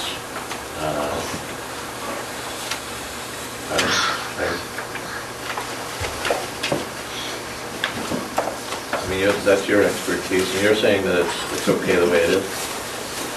I think it is, but if you want more detail, we're talking about cutting down our time before, and now you're increasing it. So I don't think it's increasing it. If you had a manifest of the list of all the bills that you have there, you have the opportunity to go through the bills, okay? Then when you get to the meeting, somebody makes a motion to go forward and approve that manifest, then you're all done. What happens if the manifest doesn't get approved? Well, that's, I think, where the chief had some concerns, and I think Captain Daigle also had some concerns. I'm not gonna diminish what they had to say that evening, that they had some concerns that it may slow up the process of some of these bills being paid. That was part of their concern. it's supposed to do to interest and late fees. Do they operate on a 30-day, 0 to 30? She pays them, and you think weekly. They didn't know about when I asked them about about late fees and do you get a discount. Nobody even dealt with the discounts. I could see the late fees, but nobody knew anything about the discounts. I'm just wondering, in most billing practices, 0 to 30 is you're not punished in any way. You get 30 days to pay the bill, 30 to 60. If I can, I think you actually have two issues here. One issue is seeing more detail so you know what the bill is for. The other issue is we right now do bills once a week because that's what town finance asks all departments to do so they can keep the process going. As far as discounts or late fees or whatever, finance would have to give you an idea on what if any would be any penalties that we'd incur if we only approve bills once a month rather than once a week. So you have to ask finance with what they see, would there be a problem in their operation? Because we do them weekly now because that ties in with the rest of the departments and finance's ability to keep everything going. So as far as late fees or all that, we really can't answer that. They can answer that based on the type of bills that they see, because they then process them now and send them out. So I think you have two tracks here. Number one is that you want to see more information, and then number two is, well, do you or do you not want to see more information? And then number two is, do you want to pay bills on a monthly basis or a weekly basis, which is what we are doing now, and we do that to stay in step with the other departments in town. So all the other departments in town pay To my knowledge, yes, finance wants the bills or request the bills to come in once a week so they can keep everything moving. I think as far as requiring Francine to do more writing of what the bill entails is expecting a lot of her. What is the big deal about the commissioners reviewing the bills and then approving them if we go to 2 meetings a month, and hopefully we'll get through that? You can do that, that's up to you. That's totally up to you. I mean, I don't want to, as Butch said, I don't want to put on her to have to add more work to her workload already by having to go back and not only writing the name of the vendor and the services that are required, and then a full, I mean, when that is indeed in the billing statement that we received, what the services were for, and exactly. I don't want her to have to do that when it's already written in the billing. No, what we would do then, if you were thinking of something like that, without talking to Francine more, what I'm thinking now is what we would do is when we get a bill in, it's a process that goes through the steps that the Commissioner talked about, then ultimately it gets signed. What we would do is we would stop it at that point, and the copy, which is the full backup that gets sent to the town, that would come to you instead, if you will, instead of coming to me for approval and going to the town, it would come to you people for review and approval before it went to the town. So in that respect, Francine, we would be saving her from having to write this extra, because you could read that. Right. That would be up to you, though, whether that's how you want it to be done, and whether you want to change, how you want to interface with the town about, every 2 weeks they get billed rather than every week, and the time that you people are going to invest in looking at it. It can be done, sure. You just need to let us know, please, what you want us to do so that we are understanding and we're getting From the what town's you need. perspective, there is someone from the town that is doing that, and that's the town administrator. But the town administrator is not doing the police department. Right, from the approval point of view. Right. But The town administrator does it for all the other departments. That's her responsibility. But as she said to me, she can't do it for the police department. And if the commission wants to basically take that authority away from me, you certainly can. But It's not taken away because you'll still approve. I'll approve it, but it won't be. It'll just be reviewed. It'll just be reviewed. But it won't. If I'm understanding, it won't go to them, to the town, to pay it though till the commission approves it. Is that correct or not? That's basically it. It's Yeah, either taking way, out whatever way you want to do it. I mean, we could do that level that I approve it in the normal review process we do now, but instead of sending it to the town for payment, it then comes to the commission, and the commission does a review of it, and then tells us which ones, if not all, to send to the town for payment. And Carol, the town administrator, She does it for all the other departments, but she can't do it for this one and why is that? because we're considered separate. And that's that distinction. Well, What is that? Is that the best? I think that was the report that he was referring to, the breakdown from Monday. I think that's one that you reviewed also. you want to review it after the fact, is what I'm hearing. Right? You want to be able to scrutinize it or review it after. Well, this here would be one report, which would be the payroll report. And see, it just says, that's all it says, okay? But then when you get down to, where is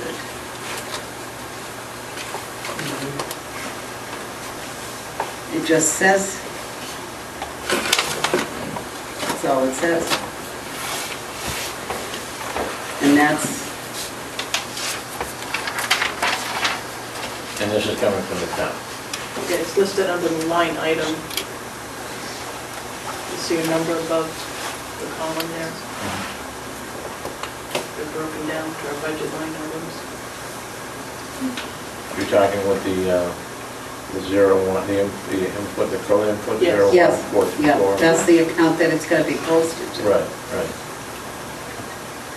But it doesn't say for how many hours or, I understand. Is there a bill that like this one that's highlighted here, for instance? Does the department receive an actual bill yes, they do. that lists what services were rendered? How many, in this case, this particular one, I would think would be an hourly figure, this one that's kind of highlighted here. Yes. And that's the thing that we should be looking at, or I suggest, I say. Would it show that the bill that comes in from this particular company, how many hours was devoted to the services rendered, and any other costs that were built in there? Yes.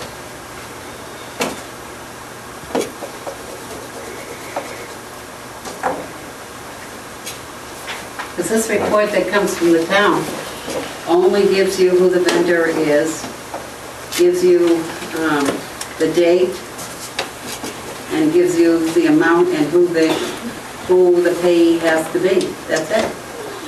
But the detail is upstairs if you want to see it. Yeah, but it's already gone You're after saying it's that. already paid? It's already paid. It's seen that would three mean- approvals.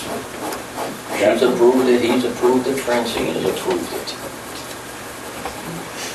In order to do what you're saying, then it would have to be, like the chief was saying, the police commission would have to approve each and every bill prior. No, they would have to approve a specific amount. Once you do the whole manifest, simply by going through each one, you would just have a total amount, but you would have had the ability to go through each one. What is, if the commission were to look at something coming in, and it was detailed, right, and we found out what it was, but we didn't agree with it, wouldn't it have already They been paid out? would, no, hopefully not at that point. You would just set it aside. The chief would probably get it back, he would look into it and find out, maybe we didn't agree with either the hourly rate, or maybe we didn't agree with what was in the bill or whatever, okay? But you could pull it out. What you're saying, That would put a limited authority, a dollar limit on how much the chief is authorized to spend. Well, this here, I don't think has anything to do with spending authority, does it? well, that's actually the first half of it. Yes, it does. Because the bill, if we have our commission guidelines currently are now on purchasing, so if something is below that limit, then the bill proceeds through the normal process. If it was going to be over that limit, it would have to go through the steps that the commission still has in place since 2002 for prior approval. So yes, it does. It does. So the purchasing is already part of this, if you will. That cap is there. This one here that's highlighted, that's already been paid, right? That's right. Okay. So when we find out in detail what was already paid, we find out what it's for, if we were to have a concern about that, what recourse would we have other than... It's already paid, it's already paid. Right.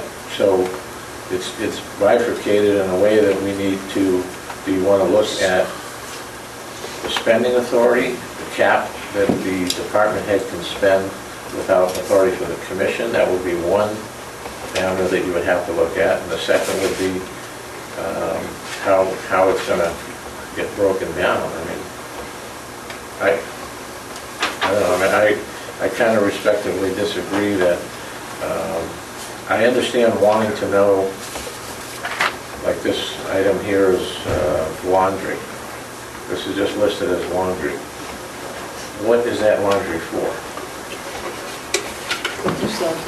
Those are for sell blankets. I know, but it doesn't say that. Right, So you're right. looking at, it says laundry. Now, This line says meals. I know what it is, you know what it is, because of where it's coming from, okay? But I don't know that, I think the issue that we should concentrate on is the spending authority of the department head and what that dollar amount should be. Because, to be honest with you, I don't want to be responsible for each and every item that's on that list. And I'm not saying to be responsible for each and every item, but I think that with a bill like this, okay? If that amount was lowered, in other words, the department head would have to come to the commission and say, listen, I'm looking to spend over, and I'll take a ridiculous amount for argument's sake, $100, if we only give him a $100 spending limit with his own signature. He would have to come to the commission and say, listen, this is going to cost me more than $100. Can you authorize? I'm just saying for the sake of knowing how we spend our monies, and you just had, went through on item 2 of this particular heading. Right. Just went through that. Okay. Okay, questioning that. That way there you could, I'll do whatever the commission wants. Then what we need We'll to ask, always have recourse against the vendor if something is inappropriate here. You can't tell anything from that. I hate to tell you that, you can't tell No, anything. If Do you you know want how more many? detail after the fact, you always have recourse against What do I do the vendor. after I've paid it? Well, that's the way you did the school department for years. I think what we would need to do is ask the department head, ask the chief, what that expenditure detailed out to be. And where are the bills for it, and what justifies that. Is that, I mean, that's the only solution that I would see. The easiest way to do that, so that we're not causing Francine or somebody else all kinds of extra work, would be for you to see the original bill before they went up to the town, because the town requires, as we do inside here, all kinds of backup for what's being spent. While the administrator may not sign off on it, as was stated, which is true, the level of backup that we submit the level of backup that the town demands of all other departments. So it's not like the town is getting a bill for gas and they don't have any idea. They're getting the details. So, but again, to save all kinds of duplication and copying, you would have to look at every bill. All right, I'm looking at a bill here that's redacted. What is going on here? That's attorney fees. I know, attorney fees for what? Big black. That's what is sent to the town currently. Upstairs, you can look at the details of what was done for those, what makes up that bottom line of that bill. That's what you see there is what goes to the town on that type of issue. Just like on medical issues, if we have a medical issue, we have to before we send it to the town for payment, regardless of whether we approve it, I approve it, or you people take over approving it, we can't be giving out medical information about either employees or potential employees. So that's still going to be redacted when it goes to the town. You would see it. What you're holding there, if you saw it the way I'm talking about, you would see it prior to it being redacted. If you approved it, then we would redact it and send it to the town. Okay, So why wouldn't we just go through the process of having the commission go through them, approve it after you approved it, and... You can, that's what I'm saying, you can. You just have to, there's just the two questions. Number one, do you want to do that? And if you want to see them, then the best thing to save all kinds of duplication of effort and copies is to see the actual package of each bill and the backup that goes to the town prior to it going to the town. And the second is if the commission's going to sign off on the final approval of payment, then you would do that at the same time. If something you didn't approve, you could kick back to us for whatever you want, further research. all right, I understand redacting for certain reasons by law. I understand that. When it comes to medical history, understood. When it comes to personal, understood.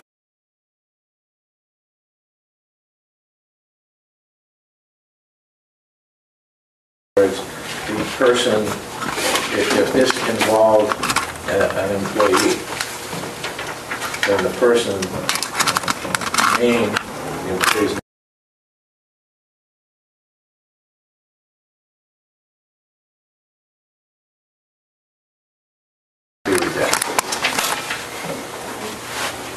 in my opinion, and again, I'm going under the caveat that I'm not an attorney. I understand, but I can just tell you that's not the legal advice that we currently have about that issue.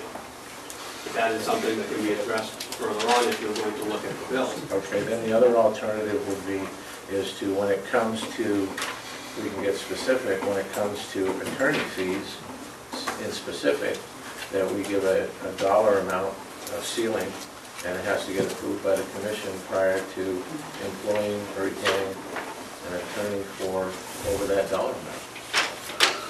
Just if I can, Commissioner, because prior to your time, and even now, the only time that we use an attorney is I notify the chair and get permission from the chair.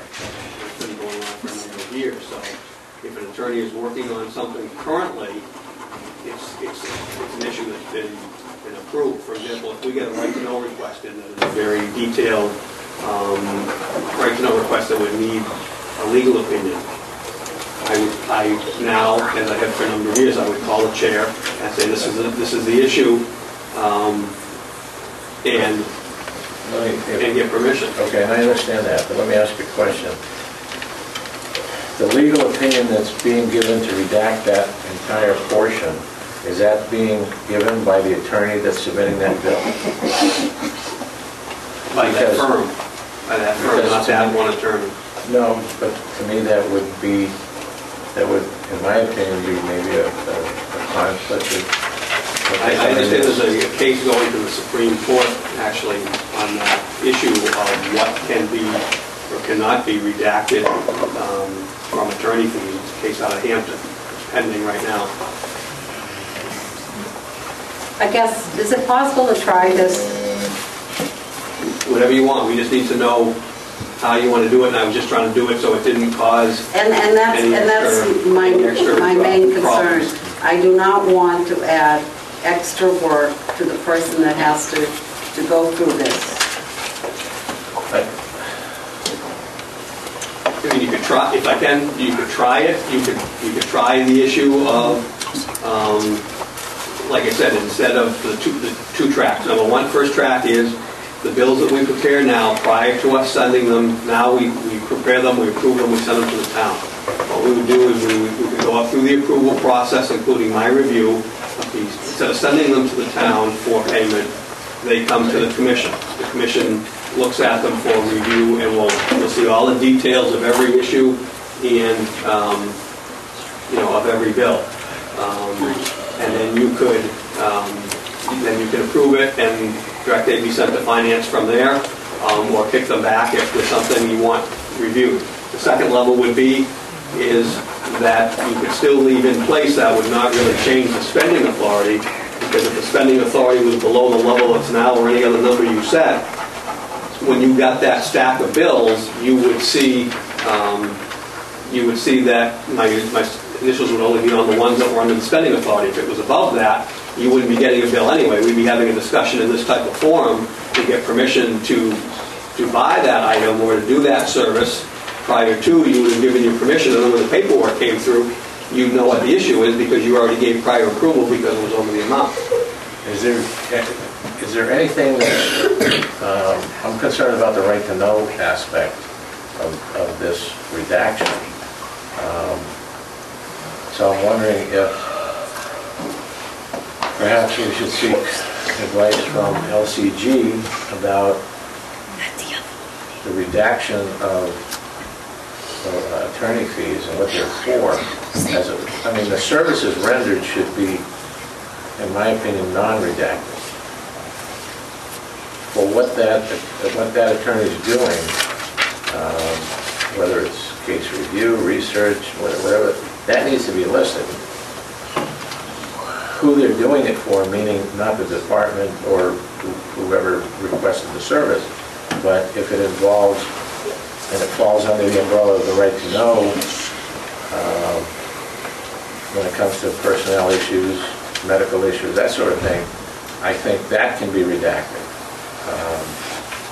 But And if I can, like I said, there is a case pending before the Supreme Court now out of Hampton that's going to decide that for all of us. What we are doing right now is, if you will... We don't know, though, when the Supreme Court is going to take up that case, though. We got time to get old before that happens. Well, I guess what I'm saying is that's the industry, what we do currently right now is the industry standard. If you want to change that, you can, but I think if I were you, I would get some legal advice on doing that, because if the Supreme Court at some point decides that that's correct, and you've now given out, as a policy, more information because of a local decision, you might have a little bit of an issue. So I understand what you're saying, but I think you need to I understand. Look at the fact that that issue is a question out there for all of us right now. Right. And I don't have the answer. Are we only getting this from, are we only getting the legal opinion from the firm that's submitting this, the invoice? Submitting on any bill, not just on ours, on bills that we had from the other attorneys. So the other attorney, the other attorneys and their firms are in lockstep, if you will, with the decision to redact everything on there. The current firm has told us that whether it's their bills or any other bills, from what they understand from the law, that's attorney-client privilege, and what we are currently doing is correct. So it's attorney. That is being challenged, like I said, by Hampton case. All right. So, but attorney-client privilege is a little bit different than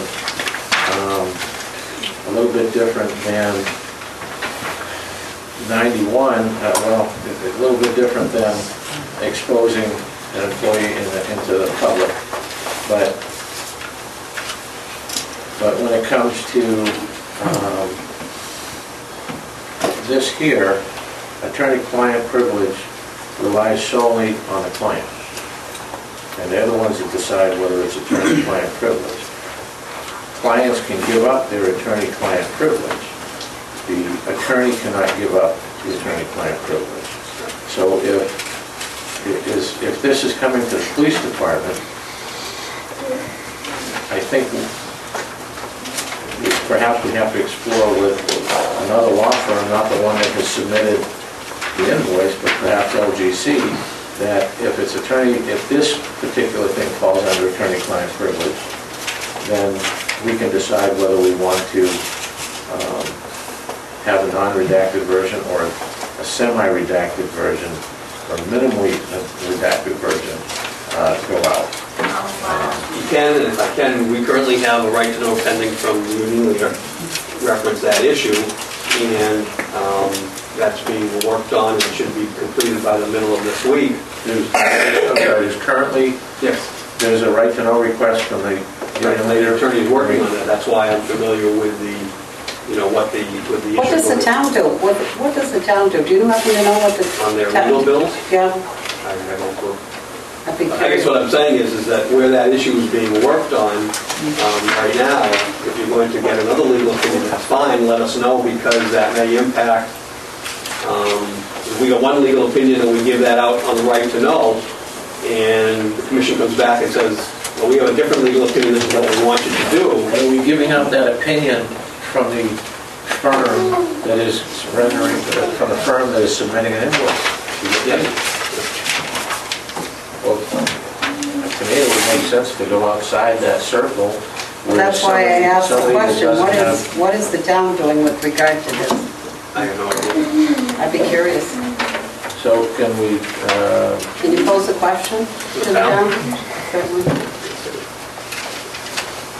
I would assume LCG can render us an opinion. It's illegal. Well, they won't render an opinion. They will give you an answer to the question. Okay. No opinions. They will not render opinions. Okay. So they can be able to, I would think that they would be able to answer the question, does the description of services for a law firm or an attorney from a law firm, will the description of the services have to be redacted? What I'll do is two things. I'll check with Carol about what the town does, and I'll call LGC and ask them that question, and see what answer they give me. I mean, to me, it would make sense to go outside, so there's no appearance of a conflict of interest from somebody submitting an invoice, and they don't want the world to know what services they rendered. So if we were to step outside that circle and have another, well, you can't say opinion, I guess, another firm look at it and decide if it can be, how it should go out. Does that make any sense? Yes, I know no, I know what you're saying. I'm trying to stay away from something, and it's very difficult. Yeah, no, I know what you mean, and I'll make those two calls. Okay. If I can, then can we go, I understand. I want to go back to the manifest because I want closure on that discussion for this evening. Is it your feeling that you want to hold off on this? I think we should. I don't want to review each and every bill that comes through. I think that's, I want to table that. Excuse me, I don't want to go in that direction. Okay, moving right along. You have personnel files?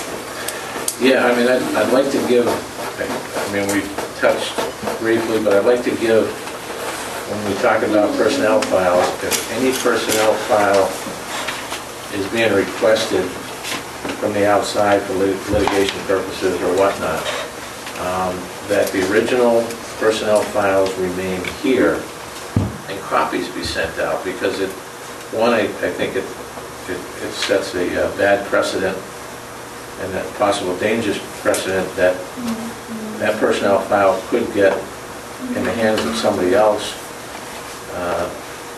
get lost. And there's no reason why they just can't have copies of it. And then it holds us back, because if we need to review something or want to review something, it's at the attorneys or... Oh, we should be the custodians anyhow of those... I would think that the departments, if you can do it on your own, Chief, otherwise we'll make a motion to... Well, I think maybe what you could do is have the attorneys come here and review it.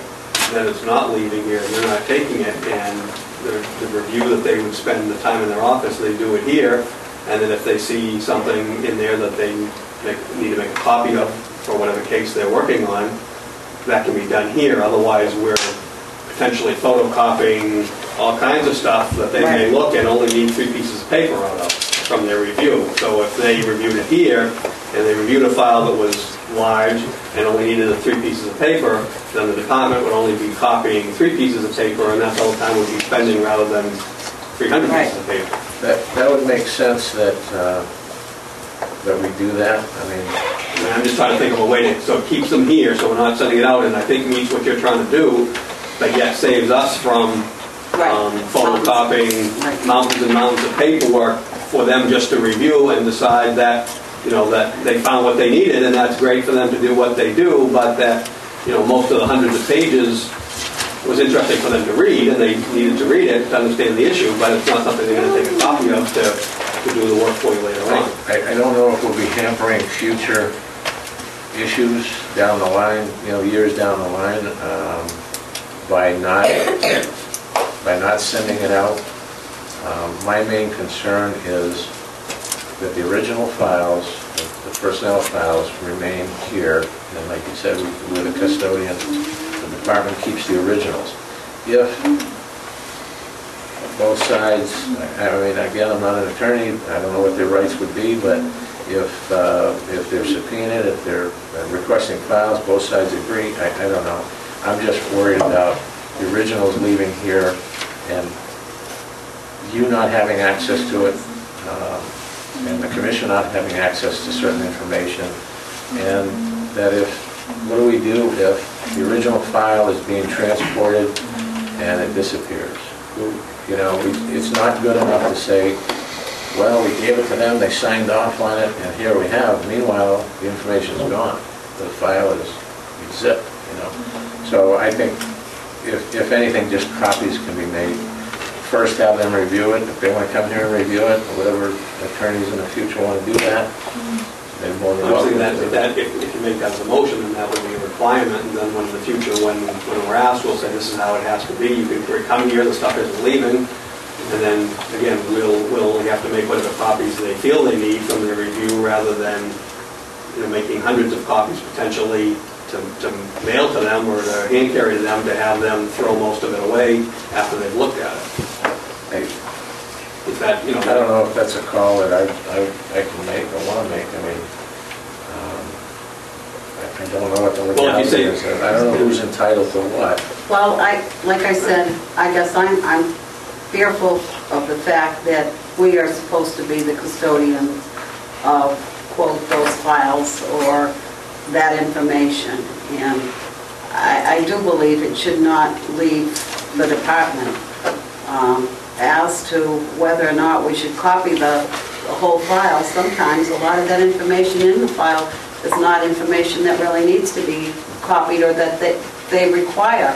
I guess I certainly would entertain a motion, if that's the motion that's on the floor, that they start off by coming here and looking at our file, and if they need copies of certain documents, we can copy them. Right. I'm just thinking, so we're not just copying. And they would know what they're looking for. Right, as opposed to us. We're not, right, exactly. We're not going to be any more than we are now, going through and deciding for them for their case. I guess I'll make that motion that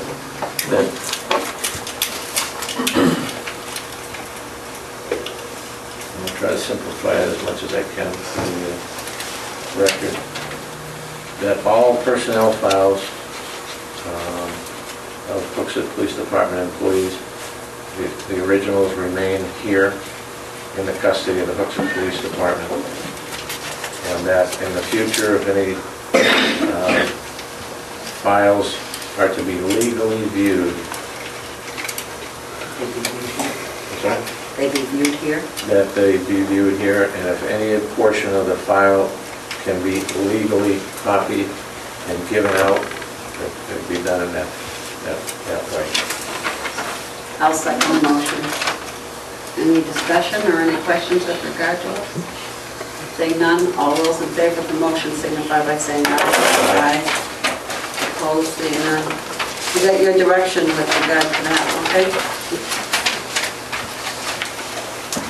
C is the discussion for budget workshop dates. I know Henry is not here, but we're going to have to come forward with some dates for budget workshop. Yeah. And when you anticipate you're having the draft ready, do you have any idea? Yeah, well, if I can, direct you to the schedule I left from you earlier this evening. Myself, Captain Daigle, and Christine went to a meeting last week at the town. The town, every year, as I think you know, since Carol's been on, they've been trying to tweak the budget process to make it a little simpler and to make it work better for the different departments and different committees. So this is the budget schedule that has been put together for this coming year. You'll see the schedule on there. Normally, as you read down on the schedule, the budget packet is sent to us. When they're due back to finance, administrative meets with departments, that doesn't happen with us. Now this year the town is going to submit the budget packets to the town council prior to December 1st. In past years it was prior to December 31st, or prior to Christmas sometimes. So they've moved it up almost a month.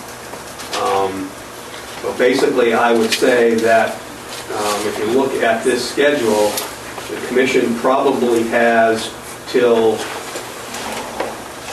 maybe the middle of November to get the commission's final budget to finance. Again, remember, going to finance is that finance is putting in, making copies and putting into the books and in a format that will go to the town council to start their review. That being said, the staff is meeting tomorrow morning, our department head meeting, and we will be starting the budget process. It doesn't take us that long. We have a pretty slick system down on how to look at that every year. And so I guess what I would say back is pick the first date that you want to have my budget to you, to have, for you to review it, for the commission to review it, and then to have your first meeting, as you always do, to start making decisions of what you like or don't like, want to add or subtract out of that budget. Well, it's already, today's date is the 4th, okay? And how many budget workshops did we have last year? At least 3? 2 or 3. 3? We had 3. These are due back to 29. Well, usually finance gives us a little extra time because ours, see, if you look at the schedule again, when it goes back to finance, finance prepares it, then it goes to the administrator for the other towns, and then many times the administrator will have a change and will have to go back to finance. What you send to finance isn't going to get changed.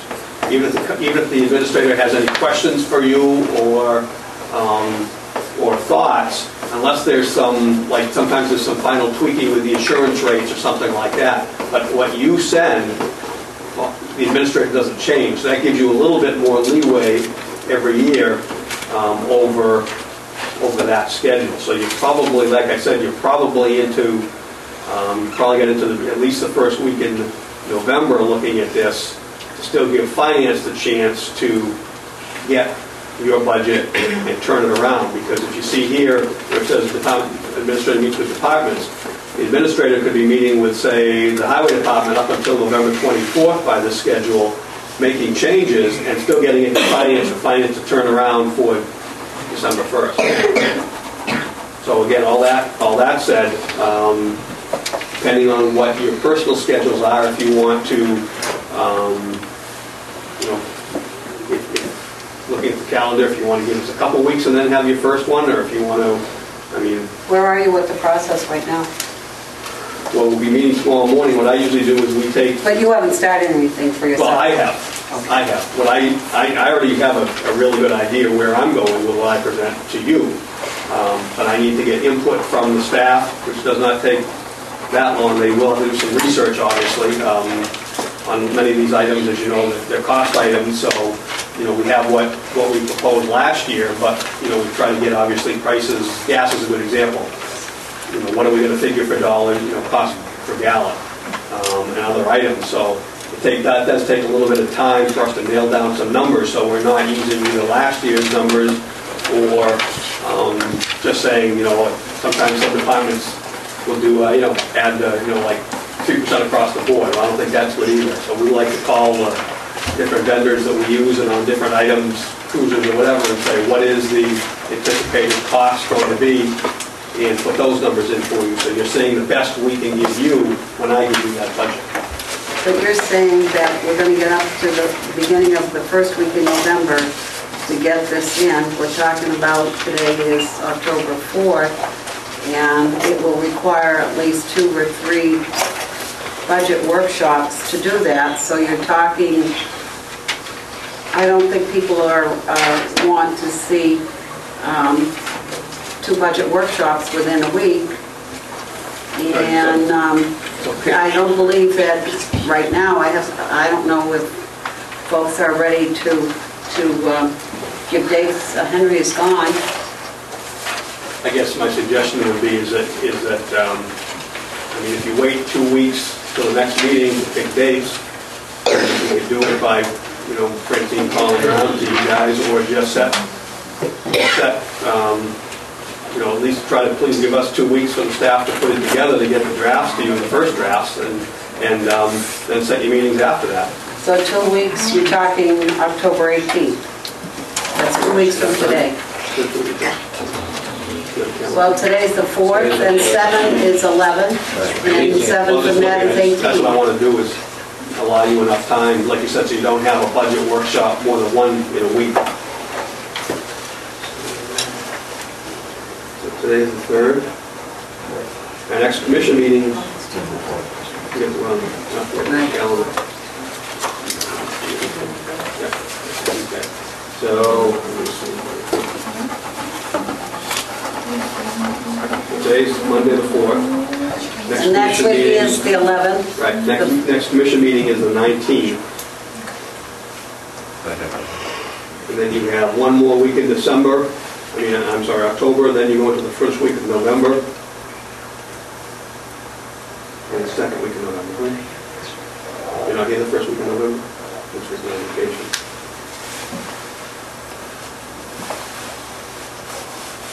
I guess, roughly looking at this calendar, I would say that if we could get you the first draft for the next commission meeting, so it would be in your packets, you'd actually get them on the 15th. You could look at them, start looking at them that weekend. Have some discussion on the 19th of where you want to go as far as overall staffing and all that, because that makes a big difference when you're figuring benefit lines. For example, if you're going to add more officers, you're not only talking wages, you're talking benefit lines. And then from there, the week after, you could have a budget, just a budget workshop, and decide on the 19th of where you want us to go with, or try to decide on the 19th where you want us to go with staffing. Staffing is the big thing that costs money. So. And then the following week, make a decision? That's what I'm thinking. That's what I'm thinking. Again, you're going to get... That's the 26th? Right, you'd be looking at, if you had it for the 15th, quick, but you had at least the first draft of the 15th, because you're going to make a lot of changes from the first draft. And then there'll be other questions you have of maybe more research you want or whatever. So then that gives us, you give us an answer on the 19th of where you're headed, where you want to head. We already know where the council has recommended that the town departments head, and you decide where you as a commission want to head. And then we come back the week after with major revisions, roughly within, manpower and all that. And then we'd be more narrowing down where you want to go from there. And you still could have a meeting on that week. You could have it like November 2nd. And you could even get into like November 9, and you'd still be well prior to November 24th as the last day for Travis to meet with the administrator. So you could even run up to the 16th, which would be your next meeting in November if you had to. Well, as far as the commission meetings, I think we had discussed, and hopefully we're going to be on that schedule of having 2 meetings a month. But for the workshops, though, you're going to need to do one a month. Right, well, the workshop, the first one we can do in conjunction with that October 19th meeting, and then, like we said, we can have a discussion, I'll backtrack a little bit. On the 19th, we can give you some direction.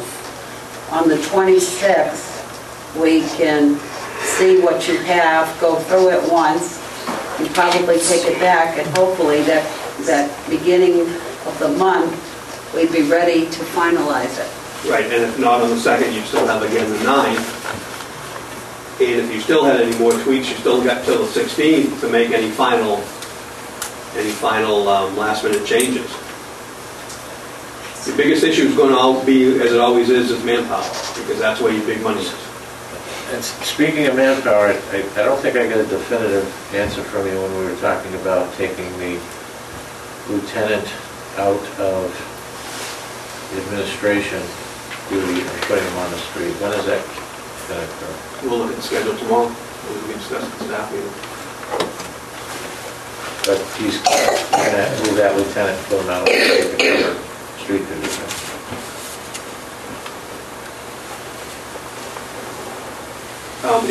If you want, tonight at the end, if you want to have a non-public for personnel, which I know you hadn't planned, I do have some more information that relates to that issue that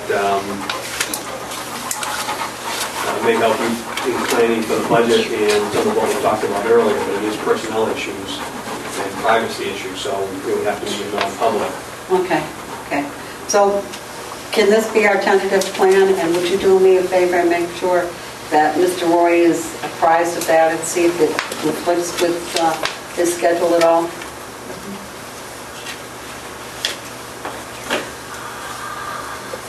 while we're on that sort of thing, do we have the revised CIP thing ready to go? Because I'm going to have to go You there.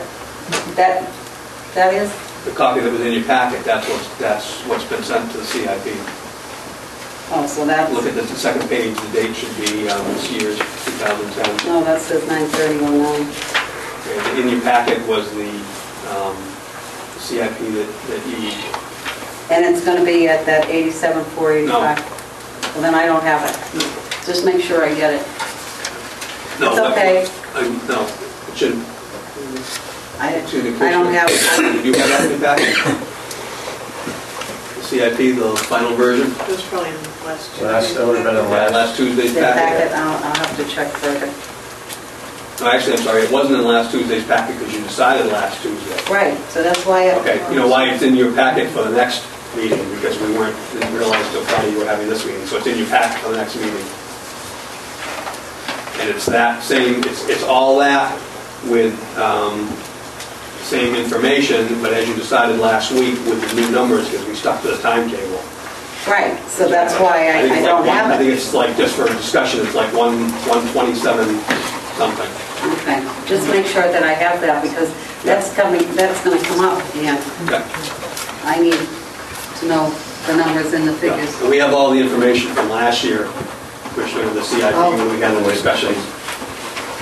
Okay, about- okay, so we got that taken care of.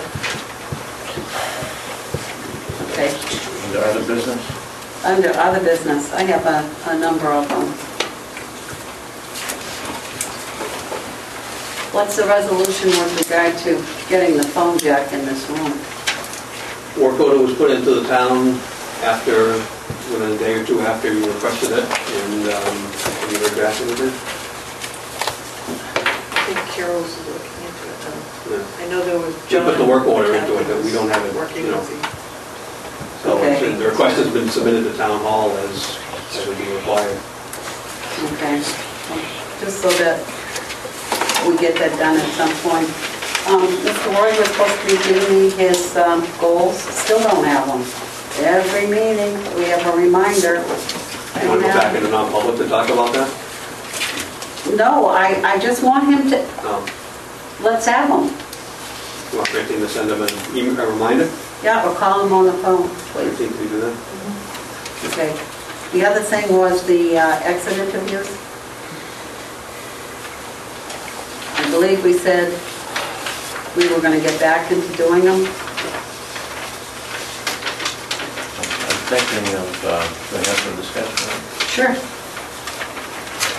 It's my understanding that Human Resources has indicated that they cannot conduct it. Well, it even went further than that. The chief and I met with the town administrator, and that was our suggestion. And the town administrator told us that that was not something that the human resource person could do. And if you would fill Commissioner Crowley in as to why she was saying that. Because of any personnel issues that came up, if you do an exit interview and the employee leaving brings up either an allegation about something or any other personnel issue, number one, they don't have the authority to deal with it, and number two, so it really wouldn't be appropriate for them to hear that information. So the town wanted to stay away from that. One, they're employees, so they don't want to be involved in any of that. But I think, if I can, I thought months ago that you people left it that you were going to do them. Right. That's what I thought, so. Right, but I want to get back to what the town administrator is saying. The town administrator is saying that because it's not an employee of the town, That they have control over. that they have control over. Right. What would it matter whether they had, they would no longer have control over that person if the person is leaving employment? No, when they're talking about, say the person's leaving employment and unbeknownst, that person comes in for the exit interview and makes an allegation against a fellow employee that none of us know anything about. Right. Town doesn't want to be in the middle of that because they're not going to be the ones that are going to be looking into it or deciding how to look into it. So now that they don't want to be in the middle of having now to turn around and know that information, which they don't want to know to begin with, and then having to relay it over to begin with. Well, isn't that their job? Well, They may not want to hear it, but if that's their job, and I understand the concern from the administrator that they don't have control of that person, but if that person were to come in, if an employee is leaving, and they conduct an exit interview, and during that exit interview, the person says why they're leaving, and if they were to point their finger at a fellow employee, I don't know what the ramifications would be for the town administration to say, listen, this person left because they said they had an issue with this fellow employee. I mean, I think what they would end up having to do, whether it was that type of issue or whether the employee said, look, I'm leaving for a better benefit, what we would be asking them to do, and what I don't believe they, at this point, from what we remember hearing, don't want to do, is they would be in the position, if you will, of turning around and generating a report that would come back to us. Right. And they're saying that since they don't have control over those employees and they don't have any involvement in looking into issues or attempting to rectify issues, even as much as a benefit or a pay issue, that basically they're taking the information and then they're having to generate a report. Yeah. And basically they're saying, well, I think why should they be in that mix of doing that? When a person gets hired, do they have to go through human resources, or do they strictly get hired from the Hooksett Police Department and HR is completely out of the picture? Half and half. They go through HR only for setting their benefits and all that, but you are the hiring authority. When they get hired here. I understand that. Their hands aren't completely off if they're involved in the hiring process at some point. They're not involved in the hiring process. But if they're involved with the employees somehow, they must get involved. They're involved with the employee as far as you're the employee, you're a new employee, you go there, and after you're hired by the commission and all that, you go there and tell them, what insurance are you taking? Single family, two family, or family. Right. What you want for your deductions. That's all they get into is that stuff. Well, right. The other thing that the police commission, after we explored that avenue, was the decision that the commission do the exit interviews. And then when it came back here, some of the commissioners didn't want to do it. And I think we basically said for those that are going to participate would do the exit interviews. And then I had another conversation with the town administrator, and the only other thing that we came up with, there is a possibility that you could use past police people, I don't mean officers, but people that are retired and that do that become part of a panel. What do you do though? Well, the question on that issue though is what do you do if the person that's leaving then makes the allegation that his fellow employee has not personal information under 91A now been released to a third party that you didn't know was going to happen, but now it's been done, and now there's a town, and I don't know the answer to this, but I'm just telling you that was what I was asked to do, was to explore that, and that's what I got from the individual that we could do. Otherwise than that, the only other option is for the commissioners to do it, and wouldn't these, not to have a debate about this, but thinking about it, wouldn't these people from the outside that are brought in as a panel to do this, and I'm sure it's not just, picking out people, I'm sure there's companies that do that get involved in that sort of thing.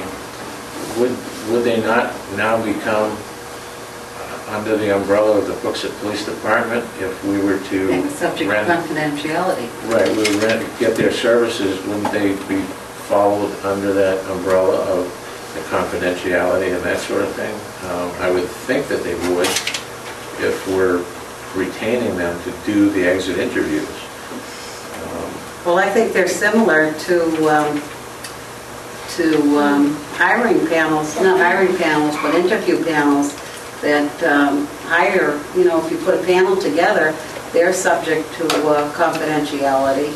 Right, but the difference though is you're not going to, in the hiring panel, you're going to hear stuff that is confidential, maybe about the person, the candidate's background, but you're not going to hear an allegation against Right. a potential allegation or a potential other issue. So I guess in that respect, I think either, my opinion, for what it's worth, is you go back to either the commission doing it or maybe have a further discussion with the administrator about HR doing it, with HR understanding and the town understanding that the commission's not asking HR to do anything other than generate a report that you can then, we can all then deal with.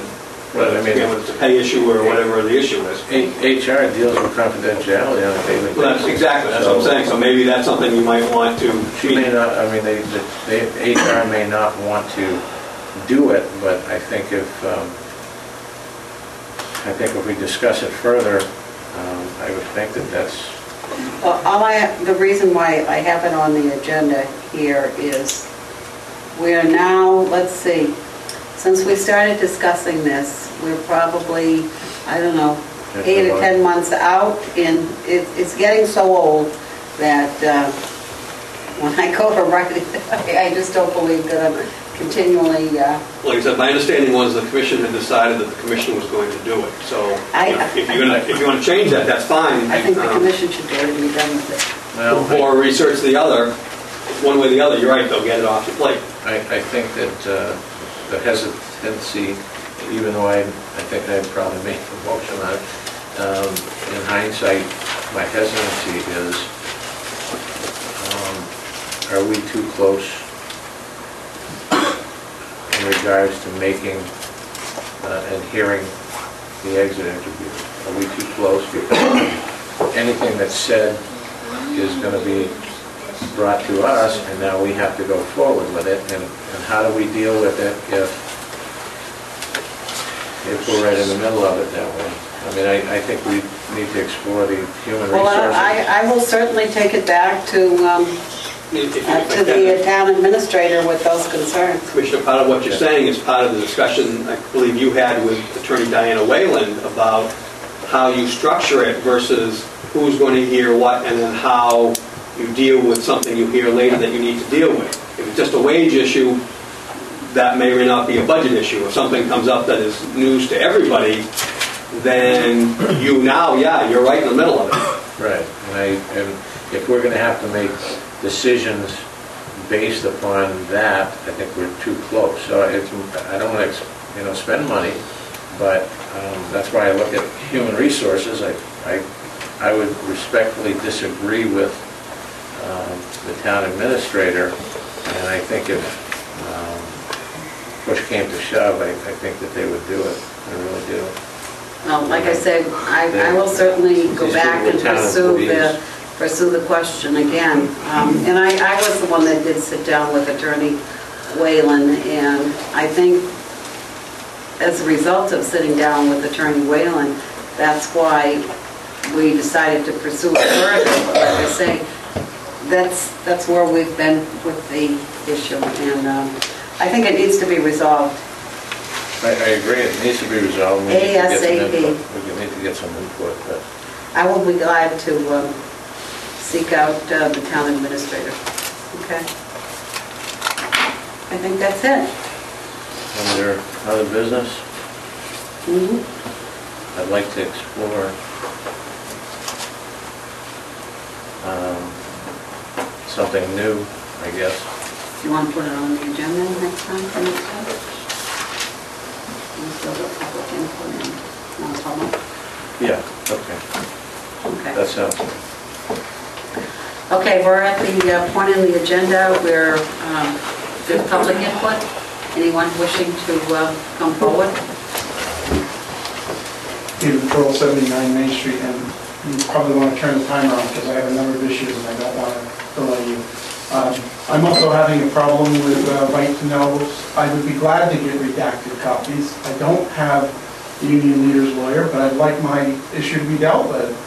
I am being refused documents that should, in my opinion, and LGC's opinion, be redacted of information and then given to me, but instead I'm refused the entire document. And I don't think that that in any way falls into the way that should be. I don't expect you to answer that or any of these questions that I'm going to pose now, but if anybody, including the chief, wants to interrupt me and answer them, please feel free. I'd give up my time for that. I keep hearing that we're authorized for 25 officers. Authorized by who? There's not. It's a budget. You can have as many as you want. So I think that term is misleading. We keep hearing it unless the commission has made some type of statement that I don't know about, but there is no authorized number here. It seems to me that the chief failed miserably at the hearing. Chief, would you like a chance to explain to the public what happened? Thank you. Chief, it seems like now most of your time is consumed by defending yourself, and I'm concerned that you're not having time to manage this department. It seems that we get no in-state certified applications here for police officers. I think that's because of the reputation of Hooksett at this point. It costs us more money to bring people from out of state, and I would also argue that you're more likely that those people don't stay. If you're coming here from California, you may not like New Hampshire. So I think that people that can pull from inside are getting a better deal. We're getting the more expensive deal, costing us more money again. Again, tonight, the chief, there's 2 times the chief doesn't have numbers. We're getting a phone jack. I suggest we get an internet jack and put a computer in here. When we wait a month or 2 weeks for some simple numbers, in today's world, I think that's inefficient. And again, it costs us money, it costs you time, it costs us time to sit here. Chief, you admitted in the hearing that Officer DeFina didn't get a hearing, and due process said he should. He's here tonight. Would you apologize to him for that mistake? No? I didn't think so. Now the due process has been determined, are you going to pursue just cause against Officer DeFina?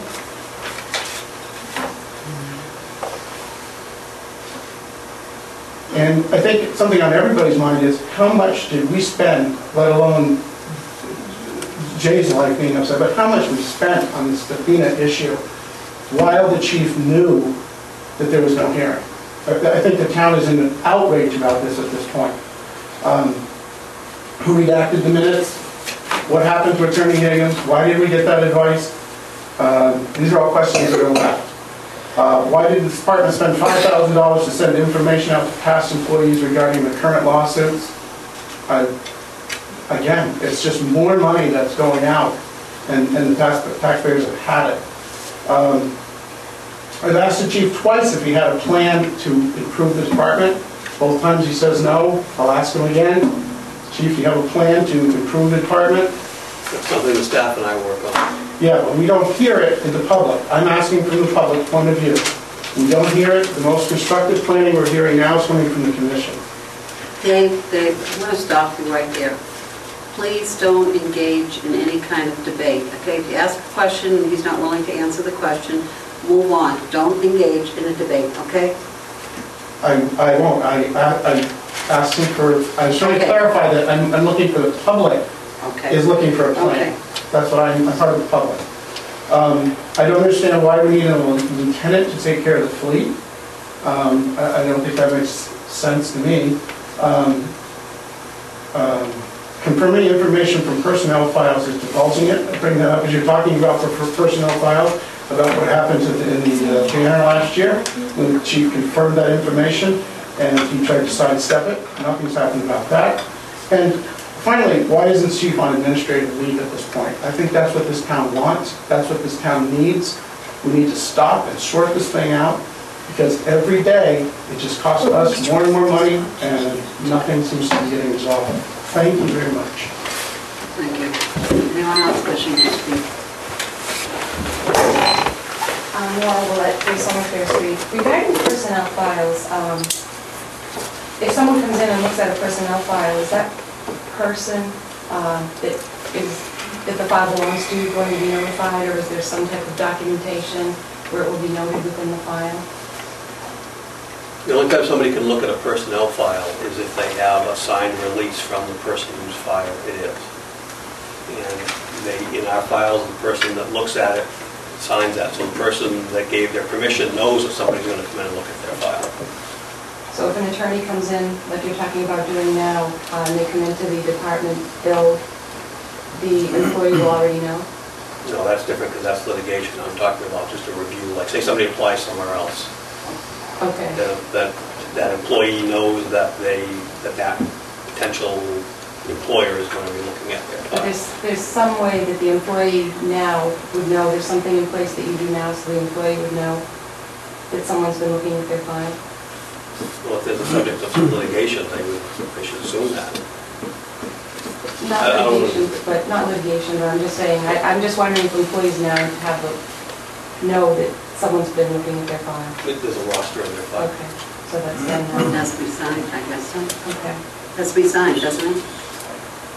I mean, somebody just can't walk. Yeah, you can't walk Right, in. Right. somebody has to sign that, Right. it's like on one side, has to be I was just signed. wondering if it was documented, that was basically my question. Regarding the manifest, listening to Henry saying that there are checks and balances in place now, I have to disagree, where we just had a $5,000 bill from Liz Bailey that ended up in the police equipment line. I look at what we've done on the school board side, and it's a $25+ million budget, and we were in every 2 weeks looking at every single bill and every single check. It's part of the process. It's the oversight that you need and I think the taxpayers expect. $4 million budget shouldn't be that hard, especially now after meeting every 2 weeks. And you used to have the chair do it, so you wouldn't have to do it. You could turn it right over and do it. But I really do think it's important. And Joanne goes through every single line. Regarding the attorneys, and talking about which attorneys you use, at the public grievance hearing, you had an attorney by Hage and Hodes. Was that something that was paid for through this department? Yes, it was, I'll be frank with you, Okay, it so was. that's another attorney that the department's using or use. And I'm Only wondering- for that specific purpose, yes. And I'm wondering, I know a lot of other police departments that use the town's attorney. And I'm wondering if we might look at that here. That attorney was the part of the department, of the town's attorney. That's what I'm saying, so why couldn't we do that on a full-time basis? I don't understand what you're. I know what you're saying, but I think that's another discussion for another day, because I think last year when we were talking about attorneys and the fees that we were paying for attorneys, that I had said, and I think the commission agreed, that if the commission was in need of a question being answered, that we would look first to LGC. That our second resource would be, try to be the town's attorneys, because a lot of times the town's attorneys might have dealt with this issue, and there was no point in going back and reinventing the wheel and having them go through and rewrite a decision that probably was written for the town, and then turn around and write it for the police department as well. So we would follow that. In the event that the town's attorney was at odds with the police department, the town's attorney would neither service the town nor service the police department, and in that instance, we would both have to seek other legal opinions. Wasn't that the way it was, we had decided, and that's how we decided to go forward. As to whether or not this commission has decided that they are only going to deal with the town's attorney, that never happened, because the other two commissioners were not willing, and at that time, I believe, what was being done with another firm. As far as the negotiations, last year the negotiations were done partly by, I'm not going to say, I take that back, it's not partly, he was in at the negotiating table and advising them. This year, we have decided, I'm talking and she's not, so don't. I've been keeping track. This year, the way we have it is that we have one of the commissioners that is doing the negotiating, and at some point, if we need to have the language reviewed or there's question, then we will seek the opinion. Kind of like the fire department did. Right, right. I'm just wondering, the reasoning we heard from Liz Bailey was we needed specialized attorneys, so we didn't end up in the mess of the hooks at 4. And I think we're in the middle of something much worse. So if it hasn't worked, and we're spending an awful lot of money, maybe we ought to relook at that and consider the tax attorney. Thank you. Thank you. Anyone else wishing? John Liscars, 142 Hackett Hill Road. Yes. I just want to point out and thank, the officers that are in the back of the room, the people that are here, you folks who are doing your time, and even the chief and his assistant. Nobody wants to be here at this time of night. Some of us haven't eaten dinner yet. Just want to make... I can either. I'm right there with you. You can hear my stomach growling. Just on the quick subject of cell phones, you brought it up earlier. I don't know if we heard an answer to the question about our plan. Chief, do you know if our plan is voice data and text? Or is that something we're going to leave it? But we're going to review it. Okay, so if it is all 3 of those, in my opinion as a citizen, I don't think that's necessary, and it's expensive. I think all you need is voice, and the voice coverage for making sure that your employees can communicate with each other. They don't need to text to each other, they can call. They don't need data, and if they do, I'd like to see, or I'd like the commission to ask for substantiation of why we need all 3 of those instead of just a voice plan. I thought I made that clear. Right, in his request. He's going to look at it. Okay, great. Because I brought up just the voice issue. Excellent. Okay, thank you. I missed that. To the officer's point about the 12-hour shifts, and I know you made your point about, hey, it's only 48 hours, these are tough times. Having worked 12-hour shifts in the military, I think the point that some of the officers are starting to make, 12-hour shifts are one thing. It's when you know we're working 12-hour shifts for the next month. And there's a finite point in time when you know those 12-hour shifts are going to end. I'm guessing here, but I think what the officer's point is, they don't know when that's going to end. And until we clear up this matter in this town and straighten this out and get this department transparent and on the right track, that is going to linger. You're going to have problems again with employees becoming unhappy because they can't tell when the 12-hour shifts are going to end, and we're going to have attrition of good employees, of good officers in the town. That's why this is so important that we straighten this mess out right now. And just for the job description you have in your hand, I just found it kind of odd that you couldn't have got a computerized printout of a job description that it was the person that is doing the job. If you ask me, if my boss asked me what my job is, because I had to make sure that it was okay to approve my job in the budget, you bet your fanny I would write a 5 to 10 page document of every little thing I do. And it would sound like a job close to the President of the United States. However, if my boss was responsible for writing what I do by making my observations, which is his responsibility, he would write it down. It would be much smaller than that document you have in front of you. Anyone else here?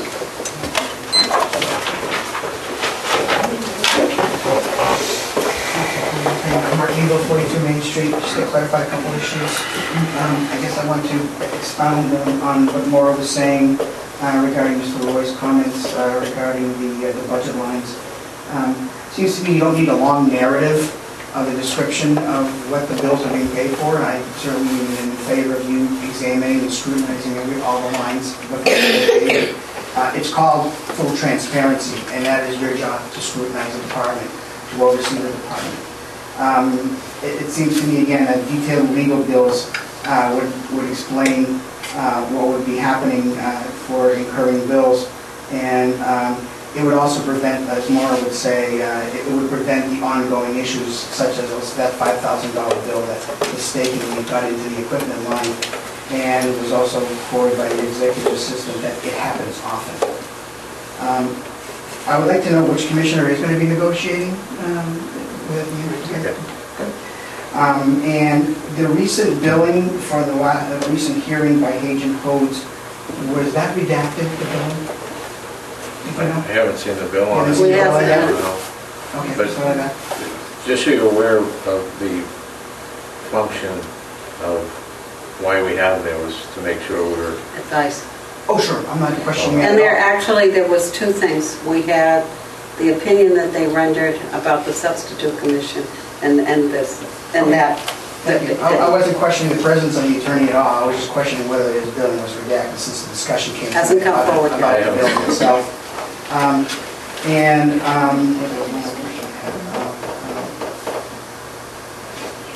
It seems to me, we've been listening here all night, and I'm coming to a lot of meetings, and what I find the discussions going back and forth about, and which takes a lot of time, respectfully, to both sides here, to the chief and to the commission, is there's 4 words as a manager that I don't like to hear from my employees telling me, it can't be done. I can't do it. And I hear that a lot here. If you want to reform what's going on in this department, you don't accept the words, it can't be done. And instead, take the time spent here to explore ways on how it can be done. Thank you much for your time.